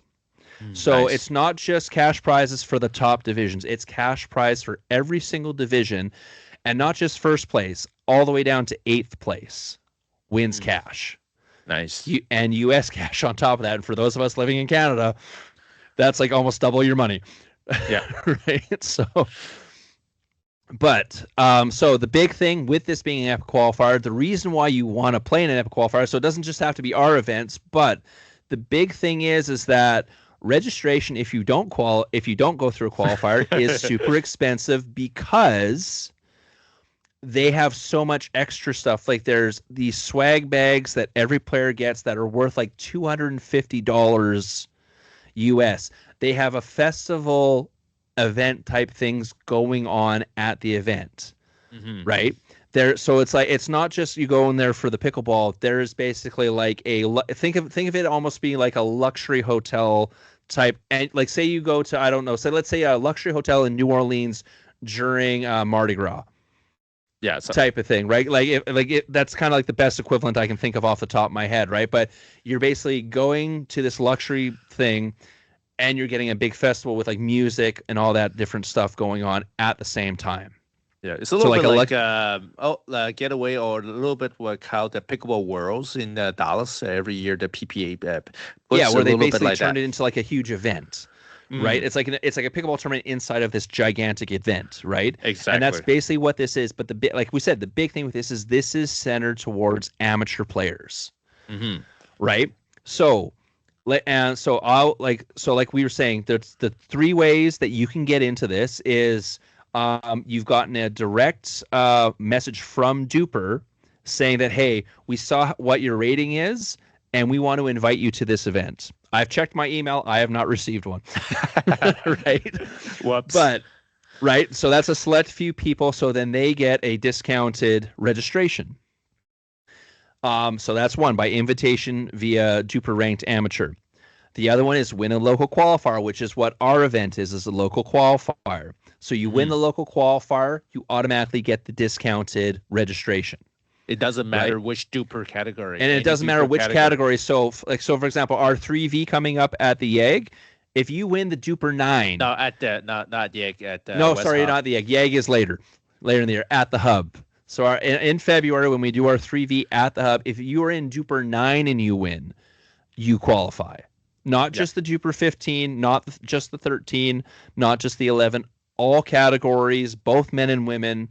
If you win, all three players qualify. And you don't just qualify for ML because the things they have is they have mixed doubles, men's doubles, women's doubles, and then they have a four-person MILP format, right?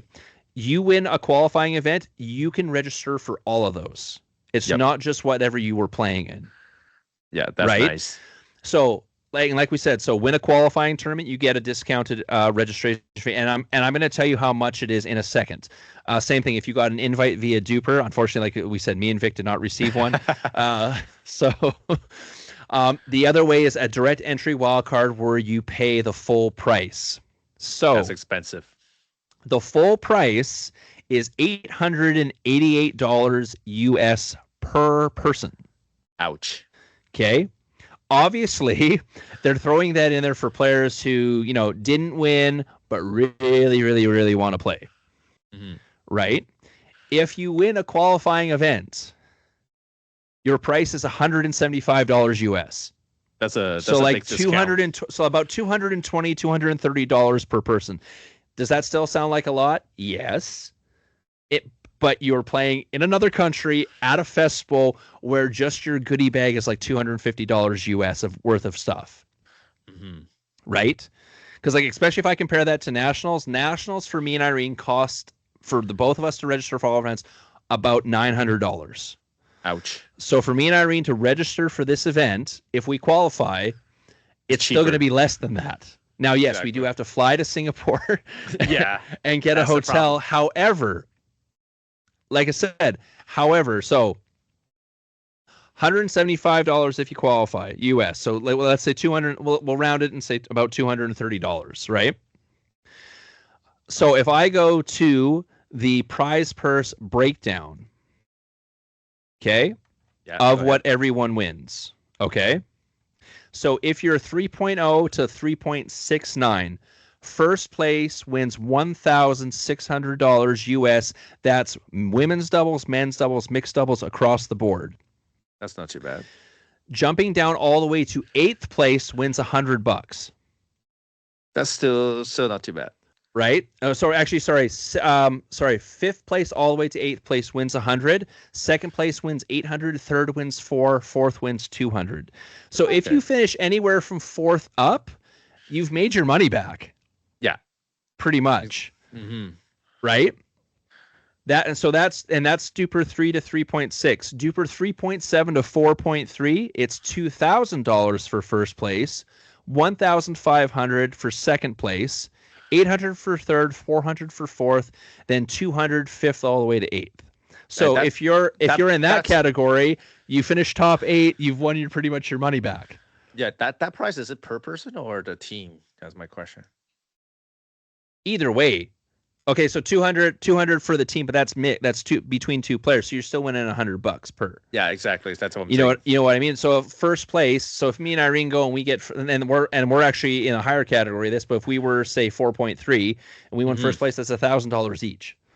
That's not too bad, right? Yeah. That's you and US. So realistically, what's that like? 1,200, 300 Canadian, probably. Yeah, 300. Right nowadays. And then we go down to 4.3 to 5.0. So I guess they do cut it right at 5. But either way, so for that category, it's $3,000 for first place, $2,000 for second place, $1,000 for first, $500 for fourth, $300 all from 5th all the way down to 8th. Gotcha. Right? And then for the teams, so the teams, they have Duper 18 and Duper 14 for the 4-player teams. Duper 18, first place wins $8,000. Okay. Second so $2,000 each. Yeah. Pretty good. Second wins $4,000. Third wins $2,000. Fourth wins $1,000. And then for 14, 4, 2, 1, 500. Right. Not only that, so for the women's doubles, men's doubles, and mixed doubles, first place also wins a 3-night cruise for 2 people valued at $1,838. Yeah, that's the one. That's the one you want to listen to, right? And that's every division wins that first place. So for example, if you're in 3.0 to 3.69 and you win first place, not only do you win $1,600 for your team, you also get a cruise ship cruise priced at like $1,838. So you basically win. The cruise is more than your winnings. Oh yeah, for sure. Right, and then same thing. If you're in the 3.7 to 4.3, you win $2,000, and then on top of that, so realistically you're winning $3,838. Just that $1,838 is going towards a 3-day cruise. Right, so on top of then for the team ones, the MVP for the teams who win will win that 3-night cruise. Oh, nice. Right? And the cruises are it's a cabin, 1 cabin, double occupancy. Okay. That's good. Right? On a 3-night cruise, right? So it's like, for example, me and Irene go and we win, hey, we get a cruise in the cabin, right? Like so the prize alone, if you finish in the top 8, you're basically almost winning your money back. No matter what division you're in. Yep. Right? If you get into the top 3, not only are you winning your money back, you're almost paying for your flight or your hotel stay. Mm-hmm. Right? Like, so like, put it this way, say if me and Irene qualify and we go and we win, say one of us triple crowns. Could you imagine that triple crown? So you win $9,000. So okay, so obviously for men's and women's, I guess you couldn't triple crown because there's only double. Well, triple crown if you play team, but say me and Irene just go and play men's doubles, women's doubles, and mix. So through mix, obviously we would get the 3,000 for the 2 of us, and then we would get 1,500 for our other 2 ones.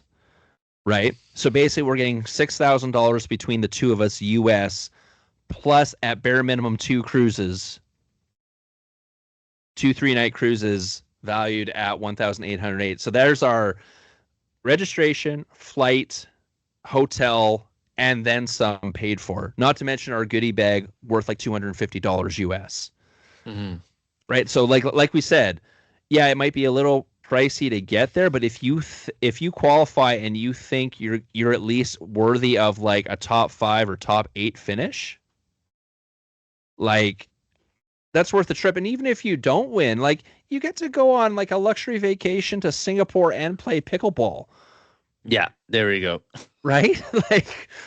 So for me, like this is a massive thing for us to basically be involved in and be able to provide for some of our players at the MiLP event, because it's like we basically, like, if you come to our tournament and you win, you basically just like, if you want to go to this event, you just cut that cost like over like 75%.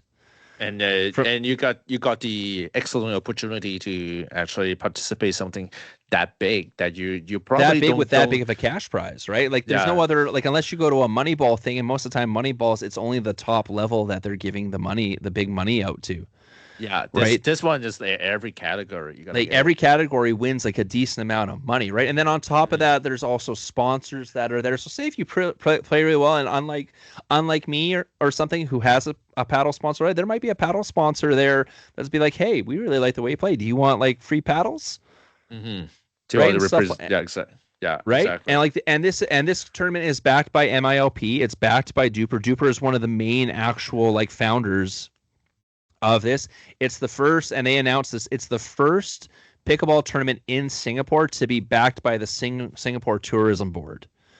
So they want you there. They want you to come to their country and play pickleball and see how awesome their country looks. Oh yeah. Right? So for me, this is kind of like a massive no-brainer. Like I said, if I I've been putting the bug in Irene's ear, like, since we found out about this and since we were able to get it for our qualifiers, like if we qualify, I want to go to this. I'm willing to use up a week of my annual leave to go to this event. And like I said, even if we don't win, even if we don't finish top 8, I'm like, you get to go to Asia, go see Singapore, go visit, be part of this massive event, and I know Yui's going to be there because he's one of the co-founders. I'm definitely like doing shots with Yui or something and taking videos of it or something like that. Big right? time. Like I'm partying with Yui all night for one of the nights that we're there if we go. Right? But like, and not only that, like, especially for me and Vic, get to network as well with like some of these huge companies in Asia that we honestly don't get exposed to because we're here in Canada, right? Like, I love for Vic to come. Obviously, it'd be a little bit hard for Vic with the baby, but I was like, it's not going to be happening because Vic already speaks Mandarin, and I'm pretty sure that's one of the main languages in Singapore. So Vic could hook me up with that, but what I mean is, like, this is a massive like opportunity for if anyone's who's one, if you're thinking about a vacation, 2, if you think you have a chance of winning. And not only do we have our 3v3 coming up that you can qualify for, but also our team event in Red Deer, right? And if we can lock down our YAG one in April, because right now there's been some technical difficulties, not on our side, but on the MiLP side of things.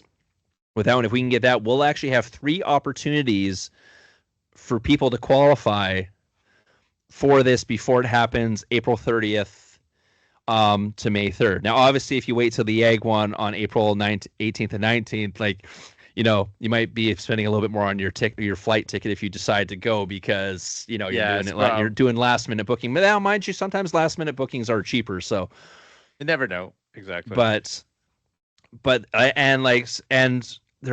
it's only going to get bigger from here. Like, it's in Singapore this year. I honestly wouldn't be surprised if it's in Singapore or somewhere else in Asia again next year, but they're planning on making it like a global thing where it's in a different country, in a different, like, awesome location every year. So it's one of these things, like, as amateur players, we don't usually, unlike pros, we don't usually get to go do Moneyball tournaments where there's like these massive prizes, or, you know, go to a tournament and actually get pampered.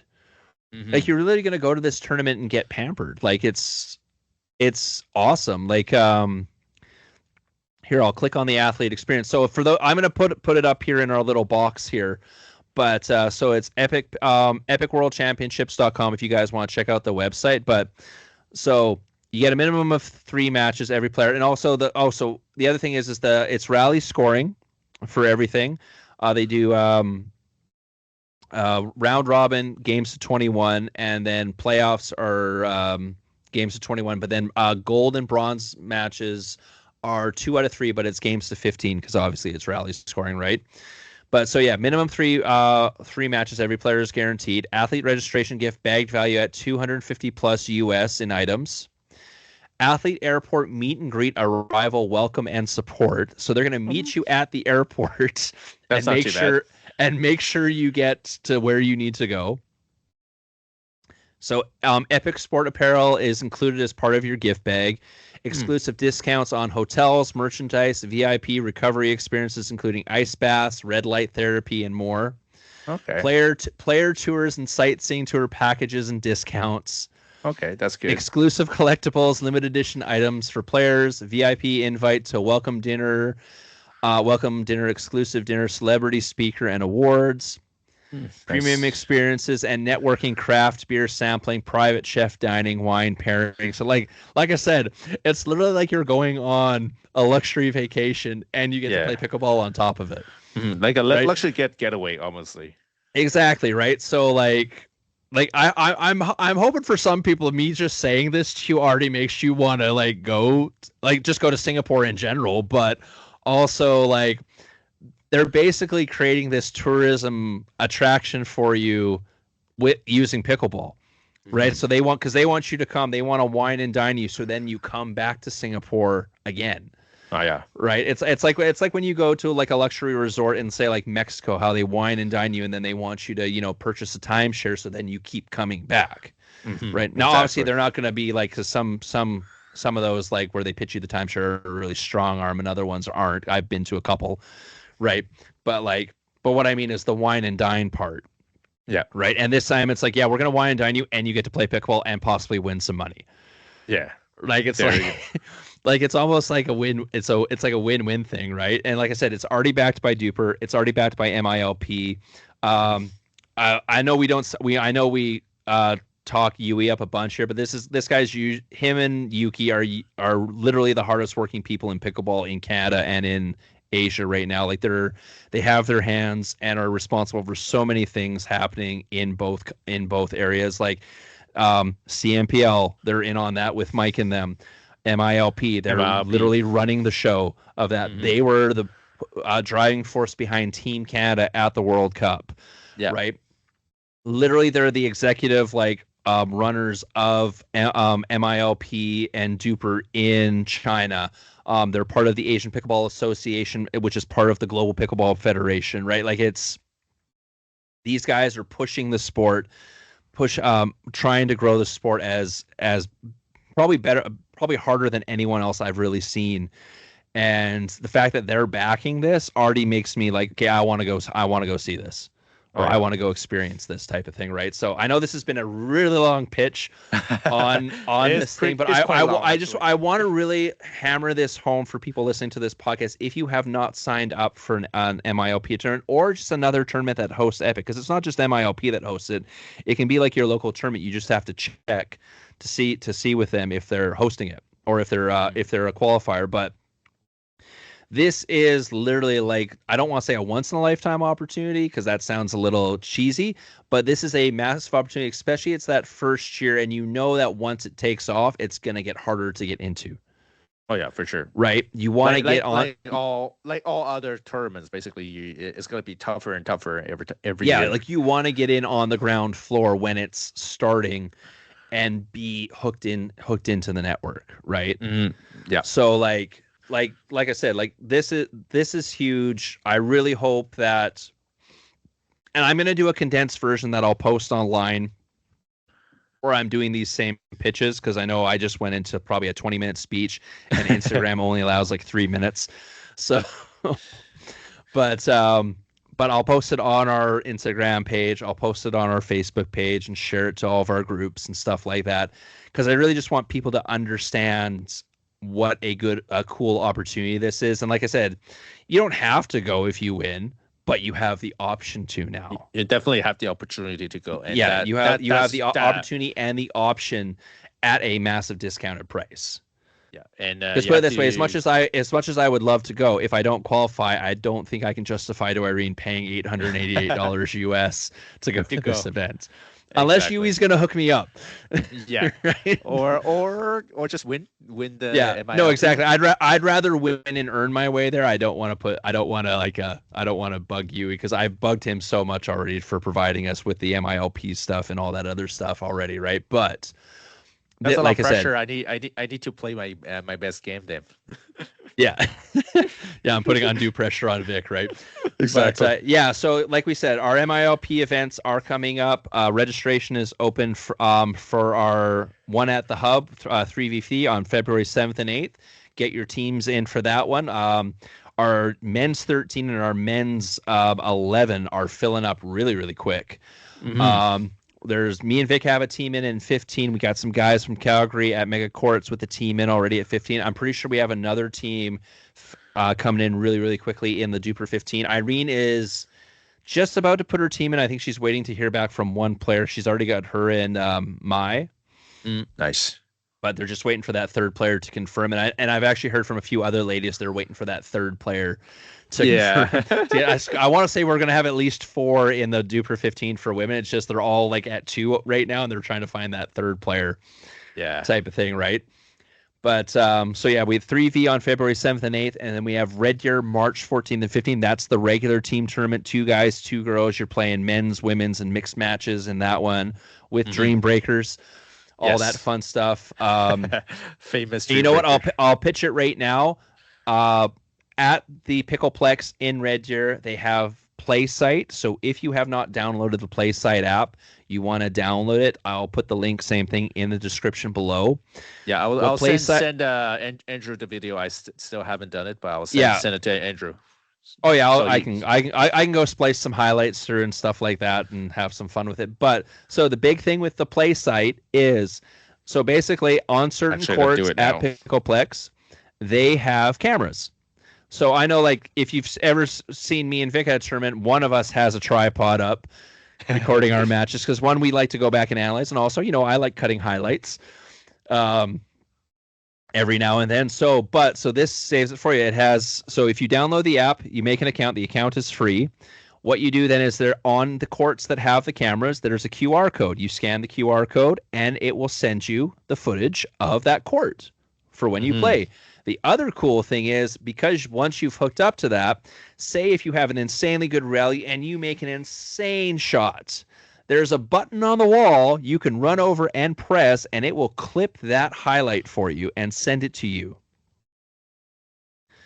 Right? So not only do you get to your matches recorded for free, by the way, you can also get a highlight clip where you don't have to go digging through the entire match for if you go hit that button, which makes it a little bit more funner. Like, I know I made one shot and I ran over and hit that. I made like a really good left-handed ATP when we were playing. Who was it? It was me. Was it you and Guy? And it was me and I can't remember who else I was playing with, but I like the ball hit the net, hit the court. I ran over and managed to get a left-handed ATP in. I did even like a little celly with it, and then I ran over and hit the button and clipped it. Right. So I'll actually when Vic sends me the footage, I will find that particular highlight that I'm talking about, and maybe I'll stick it up in the thing beside me here on the podcast for people to see, and I'll also do a post with it on Instagram, but it just adds a little bit more fun to the event. Now, obviously, if you're on a court that doesn't have it, you can still do the usual tripod and phone or tripod and little camera thing, right? But it's just another fun thing. And the other fun thing with Playsite is if your family has the Playsite app and they're not at the event, they can actually watch you on the app. Yeah, because the app live streams the court.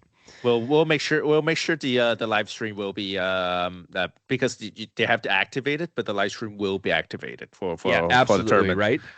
And I know this works because that's how I watched Team Canada at the Fort at the World Cup for some of their matches, because the Fort had the Playsite app. And so I watched a couple of Team Canada matches. And the other one was when Pickleplex did their grand opening, and they had Joel and Jacob do the play versus the pros, but you could pay more money and the pros would have to use like frying pans and like stuff like that. I actually watched part of that while I was at work because I activated the Playsite app and they were live streaming it. Nice. Right? So it's a really, really cool feature that Pickleplex has, and I actually think a lot more facilities should grab it. Another facility that could probably, because of where all their courts located, that could probably do a really good job with it would I think the YEG, because they got they got the pillars there, right? So if you could stick the cameras on the pillars, and you could probably get every single court. Yeah, I'm pretty sure that, right? It's pretty easy because they have walls almost everywhere too. Yeah, there's a wall like by every court, but like I said, even the courts that are in the middle, they got those pillars there that are in the walkway. You can stick it up on the pillar and get the court that way, right? So shout out Declan and them at YEG. We're pitching you guys some ideas for your members and for future events we'll have at the facility, right? But yeah, that's a really awesome feature that Ryan and them have at the Pickleplex. So and I know a bunch of other Pickleplexes and stuff have that as well. So that's a really cool feature. We got a few other sponsors. I had mentioned on the last episode that Kling sponsored the Northern Lights jerseys that we have here. If you're looking at the video on the wall behind me here. So of course Joel Pelche, who's the pro at Pickleplex, plays on the Northern Lights. So we're going to be giving away a couple of those jerseys. And, maybe you can go over to Joel and say, hey, can you sign this for me? Type of thing, right? And really make him blush, because I know he's not comfortable with being asked that. So, but no, yeah. So like getting back, we just want people to have fun. We want people to have the best experience at the tournament, not just, show up and play.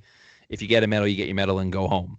Type of thing. We want to make it a more fun community building. Pickleball is already a really good community building sport, but we want events to become more and more like you go there not just for the pickleball. Like pickleball is the priority number one, but the additional things as well. All right, so that's pretty much my pitch on our MiLP stuff, Vic. We do have one other big breaking news that happened over the past couple weeks. Annalie Waters signed with Franklin. Go ahead, Vic. Oh, okay. Well, there's quite a bit. Not just Annalie. Obviously, there's a lot other player. It was the end of the year. End of the year usually is end of the contract. Also for most of the high level player, and obviously Annalie Waters, the one is the biggest one. Like to switch side to another paddle brand. She has been with PaddleTech almost forever. Basically, when she started playing pickleball, she was PaddleTech, and all the way till 2025, she's still with PaddleTech. And how many triple crown and medals that she had with that PaddleTech, you're like you think that's not. She's never gonna leave. There's no way she's gonna leave, right? And guess what? She did leave for and move up to Franklin. There's a lot already, quite a bit of speculation that she's going to Franklin anyway. Because if you're paddle geek like me, you sometimes check the USAP paddle approved list, and it gets updated every month ish. And then suddenly you see a paddle that is very familiar. You're like, oh, okay. Franklin is making a FS2 paddle that's basically the same paddle as the current like the Andalee Paddle Tech ALWC. You're like, oh, guess what? That's where she's gonna move on, right? Basically, like a copy and paste of this paddle. From I'll actually send a photo to Andrew so people can look at it, and then you'll see there's basically just a copy and paste paddle. Obviously, it's a different core. It's not the Paddle Tech Gen 1 core. It's going to be the Gen 3 core from Franklin, the C45, like the Hayden Patrick that's using it, like the Johnson's brother and sister, the JW and Georgia, they're using the C45.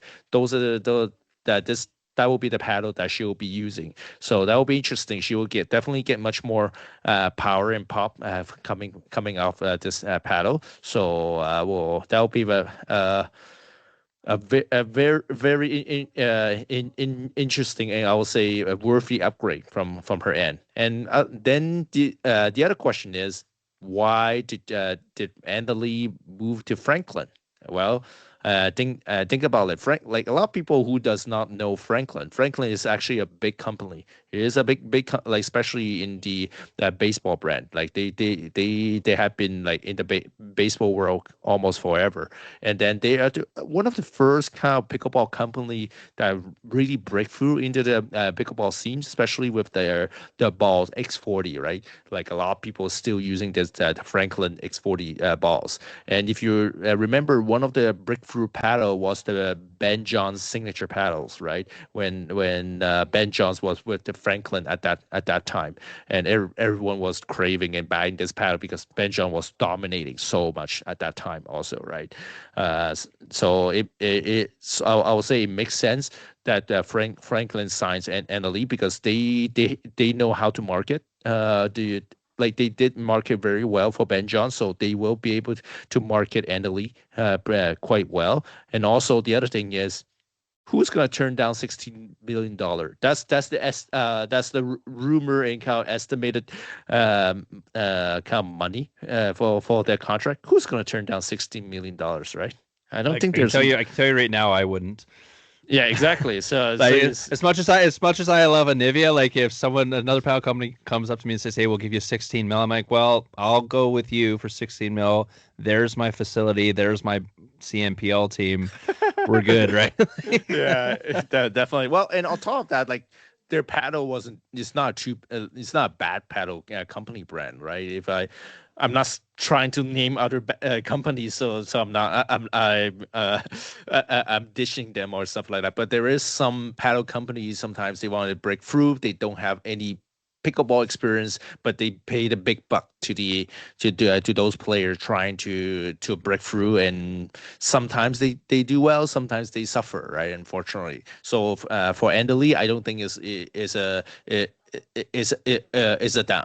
downward hill. It's actually probably going a upward trajectory, because in some way I would say Paddle Tech has been a pretty slow moving company as a paddle brand. Like, yes, they did that big through with their Bantam at the ALWC series carbon series, but it took them a while before launching. It's almost like they're almost like always 2 years behind from the current technology. So which is really annoying, I think, versus some other company that has been catching up quite quickly. Like Franklin, obviously they had some flop paddle, we call them, that wasn't that great, but they actually right away after that they came back surging in with some better paddles, at least to just level up the playing field. So which is a good addition from Franklin. And other news, like obviously we're all into those paddle news, right? How about now we have the speculation of where JW and Georgia Johnson is going to go, right? Because now you have signed Andalee. Does JW and Georgia Johnson wants to be like the second in the line of Franklin? Probably not, right? So there's big rumor they might actually be moving on from another company because you don't want to be always be second from the face of that company. You want to be unless you're Tyson McGuffin. Well, because he's on the downhill too, right? He understand, right? Unfortunately, he's never gonna go back to the top, unfortunately, right? So that's one. So that's gonna be interesting. Couple confirm. Rachel Robacher, moving on from Selkirk to Friday pickleball. Very like Friday Pickleball is a smaller company, but very they're on the social media massively. Like they always post like a Friday on Friday. So that's why they call themselves Friday. On Friday, they have a lot something. of fun. They have a lot of fun themes. Yeah, they have the paddles. fun videos, fun reel and stuff like that. So that's interesting pick. And actually, they also rumor that Kyle Kasuda, which is on their Instagram page, is called that pickleball guy, is also from Selkirk. Likely gonna move to Friday. We'll see. I think he's gonna post it tomorrow, somewhere this week. It's gonna be confirmed. A couple Canadian news. Victoria DeMuso. She was unsigned, and now she's signed with Yola. So nice. that she's moving on. Another that's a rumor at this point. Gabe Tardio moving out of Pickle to Focolos, a new company. No idea who what it is. So it's going to be interesting for this one. QD, our famous Kwang Duong. Moving on from Saipik to Wika. There he's which is a Guangdong's like appeal a sponsor company. Now they're gonna make paddles for him, and nice. Surprisingly, you can see it on the USAP approved paddle list. They have Wika has 2 paddles. They have the fire and air. So interesting. We'll see. So now they just need water and earth. Yeah, probably. And then the avatar state. The avatar state, maybe. Come on, that writes itself, Vic. Yeah, I know that was cheesy as hell, but man, like if they already got what did you say, wind and fire? So yeah, they go. The next pile does water. Fire and air. They have fire. Fire air. So you got fire air. So then you do water and earth, and then your ultimate paddle with a big arrow coming down the middle. Just avatar state. It's different because remember Kwang Duong is a big like the Avatar Airbender fan, so that's the reason why Kwang Duong is actually using the air paddle is as his signature paddle, and his brother Bao is using fire instead. No, that's what I mean though. So now you just need the earth and water, and then his newest whenever they go to like whatever the next generation is, they just have the big arrow coming down and it's just avatar state. Yeah, I know. We'll see.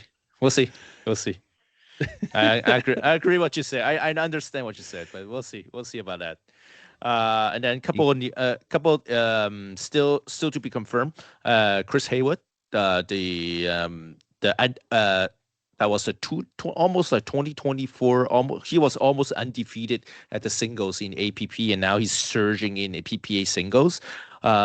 He's moving on from likely moving out from Babala. Is gonna move to Lux Pickleball, which is one of the paddle I just reviewed on the paddle at the hub, which is a very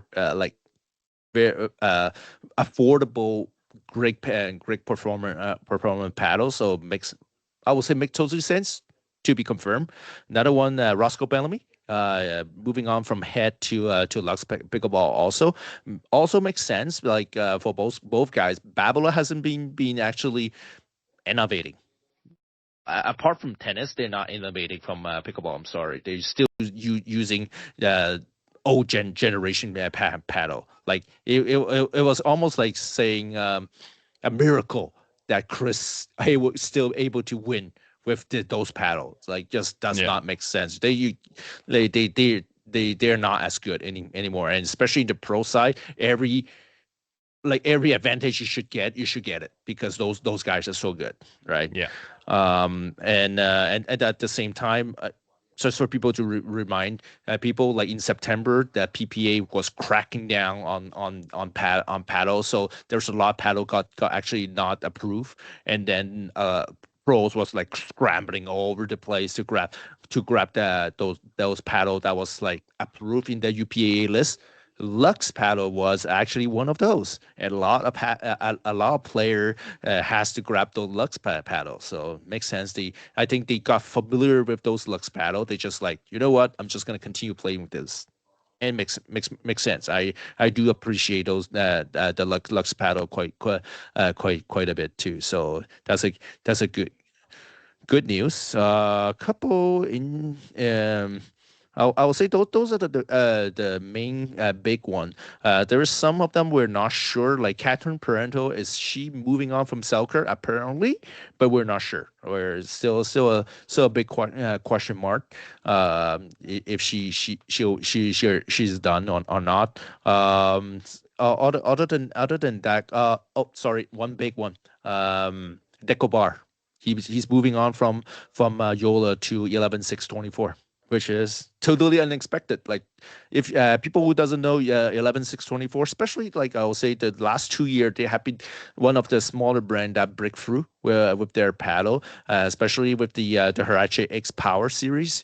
This year, very very affordable Gen 3 paddle. Right now, I think they're getting ready to release their foam paddle in February, which Deco Bar will be using at next week's Master. At the PPA Master, that will be their foam paddle they'll be using. The Gen 3 they are selling. I think they're selling almost half price, so probably like $79 US. Pretty. Oh wow. Pretty good price for a Gen 3. So I will say, if you say I don't need the latest tech, go get that one. Obviously, Chen PB from my code still applies. Still work quite a bit. You can use it, or you don't want to use it. You can actually go to some of the store in Canada has it. If I'm not mistaken, the Racket and Runners does have it. If you want to save yourself some exchange rate and duties. If you want to pick up in the States, obviously you can use my code. That'll be easier. But if you say I just want to play in Canada, so go get some of those local store. I think they gotta get some of those discounts coming in. So very interesting in some interesting new changes in the paddle world for those pros, and we'll see how it goes. And even our pros in Canada, there is some of them has changed paddle, so it will be like Lucas Wong is changing paddle. He's not using carbon. I have that in insider news. So he's testing a couple of paddles right now. He's moving on from carbon. So we'll see. There you go. Yeah. Well, yeah, because I think. Because was Lucas signed with Carbon, or was he just using Carbon? I'm not sure. He was probably sponsored by okay. Carbon. Not necessarily. Like he could be signed, or he could be just sponsored. So it's a different. It's two different things, right? If you're signed actually with a company, so basically that company is giving you money to travel and stuff like that. If you're sponsored, that's not necessarily the case. They might be sponsoring you just paddle, or you're just sponsoring you for certain things, right? Like if you look at a lot of pro players, they could be just signed with like if you look, example, very easy example, Ben Johns. He's using Yola paddle, right? He's using clothing, everything. He's using Babolat shoes all the time. So basically, yes, he's signed with Yola, but his shoe is sponsored by Babolat. So yeah. that's the different distinction to be made. Well, and we can even do one similar. So like me, for example, I'm sponsored by Anivia, so like I get like my hat and I get some of my shirts and I get my paddles for free. But of course, the podcast sponsored by Tyrol, so obviously you'll see me wearing Tyrols, and then I'm also am like sponsored with Clean, so I like use my compression shorts, my compression socks, and stuff like that. So like they don't pay me to like go to tournaments or pay for my thing, but I get a lot of their free gear, and you're basically acting as kind of like, aside from the fact that I love like my Anivia paddle, but I'm acting as kind of like a walking advertisement Yeah, exactly. for them type of thing for those. Yeah. So whereas the sign, you're getting paid money usually up front, then they're also covering a bunch of expenses. So for example, like our Canadian pros like Ernesto and Christina are paid by EULA to go to events. So those and I would stuff like consider that. they'll be signed by EULA. Yeah. And not just sponsored by EULA. Yeah, basically. exactly. Sweet. Any other paddle changing news there, Vic? Well, not much. So I'm hoping we'll hopefully get some Canadian brand on board to I'll do a segment of just basically Canadian paddle brand only kind of a podcast, and we'll be I'll be hoping to be able to talk to most of the Canadian some of our biggest Canadian paddle brand, because we know. Okay, I'm sorry. U.S. is dominating in the paddle market in some way, but at the same time, some of the Canadians companies try to break through, and I know a lot of pickleball players would like to support our Canadian pickleball brand, and a lot of them don't know. Okay, what's that brand, and who are they? What am I buying a good paddle, or what it is? So I'm trying to maybe to make a segment, talk to some of those company, try to help them to promote them. I'll try to use my wealth of knowledge from the paddle, my paddle expert and paddle expertise to try to help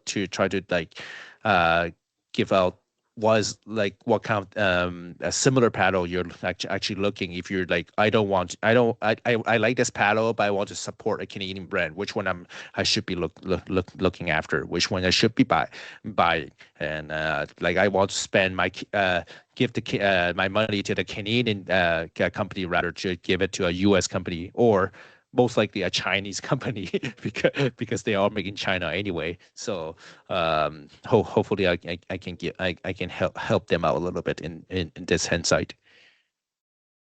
No, yeah, and that's awesome. And of course, Vic's kind of got an in with Anivia with me. I've already sent a message out to them to see if they're interested in that. So hopefully we can get Anivia on there, because of course they are a Canadian company out of Vancouver, which sponsors me and Irene, and I love their paddle. So I might as well pitch them really quick right now. So I use their Gen 3 Voltex Pro. Irene has now switched to their new Fusion one, which is the Kevlar carbon fiber it's on the hybrid. Right, I'm pointing. If you look at the video, I'm pointing right here. That's the. It's a little dark, but it's a little dark. Sorry. You'll recognize it when Irene uses it at tournaments, because it's very it's nice and bright and colorful. So a lot of people mistaked it for the Flamingo when she first started using it. So along that color palette. Yeah. But yeah, we really like them. We've been with them for quite a few years now, and they've been amazing to us. And obviously, Canadian company, so it just worked out really well for us that way. So enjoy working with them. And then, of course, you got, if we go another local one, Joelle Peltier, of course, works with Poach. Yeah. Another Canadian company and stuff like that. So yeah, it'd be really it'd be really nice. I really like that idea of highlighting some Canadian companies, because there are some really good, like, even though they're like unknown to a lot of people, they are really like high quality paddles that are a lot of times a lot cheaper than what you're getting for some of these bigger companies, right? Well, because for sure, like, shipping at least is going to be Canadian shipping, so it's not going to be still that expensive, right? And now, especially with the like duties and stuff like that right now, if it's a Canadian paddle brand, you're not going to pay duties. You're going to get right. Okay, you might still pay taxes, but you're not going to pay like 25% tariff, right? Yeah, exactly. And you might pay taxes, but and a lot of them do free shipping after a certain amount of money. So a lot of times you can buy a paddle and maybe like a hat from them, and you've already got free shipping. Exactly. Type of thing. Or a lot of times you buy the paddle and you already got free shipping, because a lot of times the paddle goes over what their usual threshold is, right? So there you go. But yeah, so yeah, definitely if you can, shop Canadian, because there's a lot of good companies out there. Anivia, A Gorman 15. There you go. Want to do Anivia. I think that's about it for this one, Vic. I've been holding on to these from Jesse Park, so I'm gonna do one here, a blind ranking for you. These are Canadian pickleball players that you have. He says a chance at beating, but I'm gonna say a chance of at least making a singles match interesting. Okay. Okay. What is he talking about? Like Canadian pickleball Canadian pickleball players. Yeah. And we're gonna rank them. So 1, you have the best chance of if not beating them, at least scoring a decent amount of points in Myself, singles. or are you talking about you, me, myself? you. Okay. So Sure. these are Canadian pickleball players that Vic has a chance at either beating or at least making it an interesting match in singles. Like a 11-8 or something like that. Yeah. So number 1 is like the best chance you have. Number 5 is they're wiping the floor with you. Like 11-0 quickly in 5 minutes. Oh, sorry. No, we're going to flip that. Sorry. Number 1 is they're wiping the number 5, sorry, is your best chance of beating. Number 1 is they wipe the floor with you. Okay. Beat me. Okay. Beat me out clean. Yeah. Like 11-0, 11-1 type of thing. Like you get that one because you got a net court or something like that. Gotcha. Right. All right. So first one up, Brad Chapman. Actually, it's not too bad. Brad, I probably have a chance because he's more defensive player than usual. I probably put him as 4. 4. Okay. Nothing against him, but I'm just thinking about it. Like, it depends on which paddle he is using and which paddle I'm using too, right? That's the most important part of the series. Okay. Ernesto. So technically, I did win 1 point against him in a non-sanctioned match in Dairy. I did win 1 point, but at some way he was maybe a little distracted, and also he was probably just chilling around. I put him 2 quickly. 2. Okay. Matthew Kawamoto. That's a tough one because he's tricky. That's the thing. He's like small, and sometimes you're like, okay, I have that height advantage. But he's like his foot speed is stupid. Exactly. He's so quick and he's tricky. He's drop and stuff like that. Yes, very difficult. It's very deceptive. You're like, oh, I got this. Then you're like, no, it's dropping right into your knee. You're like, oh, damn it. I'm putting 3. 3 just because of that. All right, so you got 1 and 5 left, and we're repeating this. So we said 1 wipes the floor with you, and 5 you have the best chance. Yeah. Right? Okay. Yeah. All right. Armand. Okay, I'll put that 1. Basically, he's gonna wipe me quickly. And actually, Vic, you pretty much nailed this because the last one is your dad. So yeah, I think you have the best chance of beating your dad. Jesse's so bad. Oh okay, yeah, Jesse's probably pissed because he told me I had to read this out in the exact order he had it written down.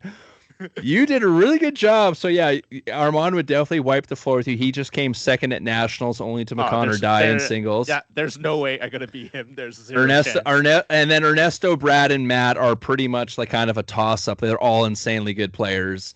But yeah, exactly. Your dad. Yeah, probably. Yeah, I'll probably beat my dad like 10 times out of 10 quickly. Oh my god, that is hilarious that you nailed that. Oh my god, I was waiting for you to be like do a safety blanket saying, "Okay, who's coming up? I got to put someone at 5 so I don't screw myself up here." I did well. I did well on that. Good job, Vic. That was awesome. I think Jesse will be proud. All right, that's it for the first episode of 2026, everyone. Thank you so much for watching. Don't forget to hit like and subscribe. Tell all your friends about us. Don't forget to sign up for MiLP registration. I'll stick also in the link below for our 3v at the hub and our 4v4 at Pickleplex in Red Deer. And hopefully we get our YAG one hooked up. Like I said, technical difficulties with that one. Don't forget, they're all Epic Qualifiers, and we got lots of sponsors in. You've seen some sponsor spotlights already for the hub with the Rec Room and with Neil Brothers. We got, of course, Kling for summer sponsors. We got Kitchen Blockers for some stuff. Anivia, of course. The next big announcement is coming up. I just need to splice some footage together. And yeah, we'll see you guys on the next one. Cheers. Yes. Thank you, everyone. Don't forget to get your teams in.